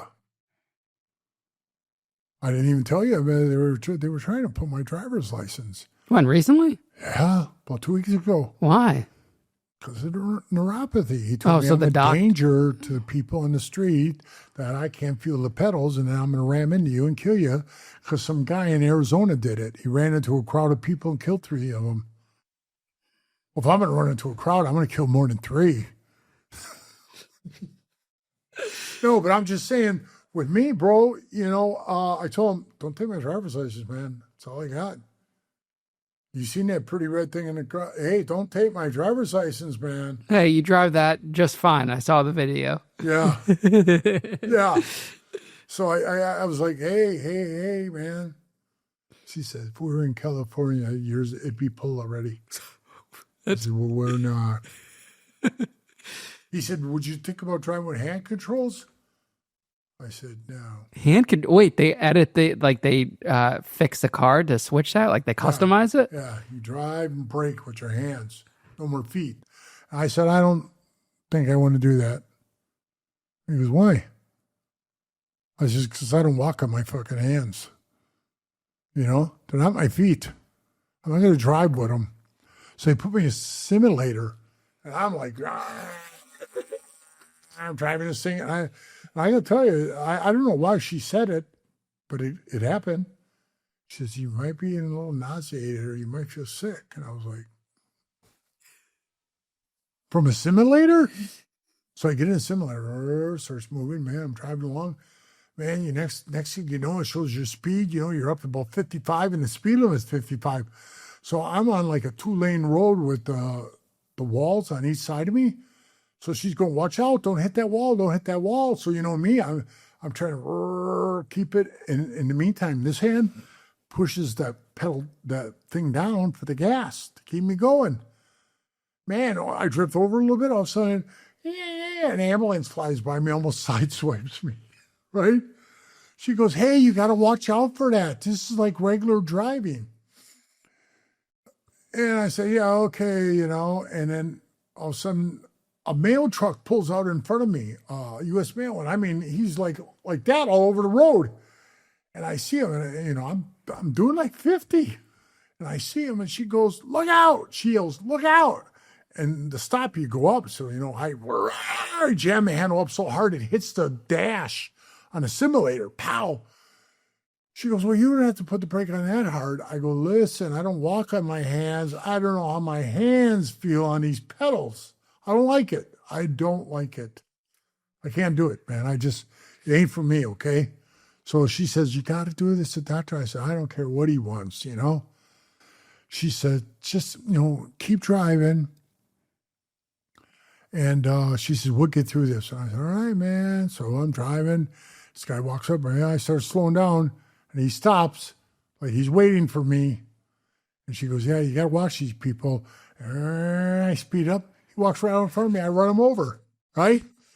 So I run him over. I just keep going, bro. And she says, hey, you ran that guy over. I said, well, you should have walked out in front of me. He was stopped. I was moving. And she goes, that counts. And I said, oh, okay. She goes, turn right at this corner up here. So I slow it down, and I start turning, and I don't know what it was, bro. It was something that, like, gave me, like, a little wizzy, like you want to throw up from turning the car. And I turn the car, and I start speeding up again, right? She goes, well, now see, as a regular car, wouldn't you have used your directional? I said, I always use my directional. I'm a professional driver. 36 years of driving semi. That's how many years I got. She says, well, why did you use your directional? He says, because my hand was busy pushing the gas. You know what I mean? The other one was steering. I only have two hands, bro. So I let go of the gas to put my directional on. I stop. It was crazy. I didn't like it. Do I feel I passed? No, I don't think I passed. Have I heard anything? No.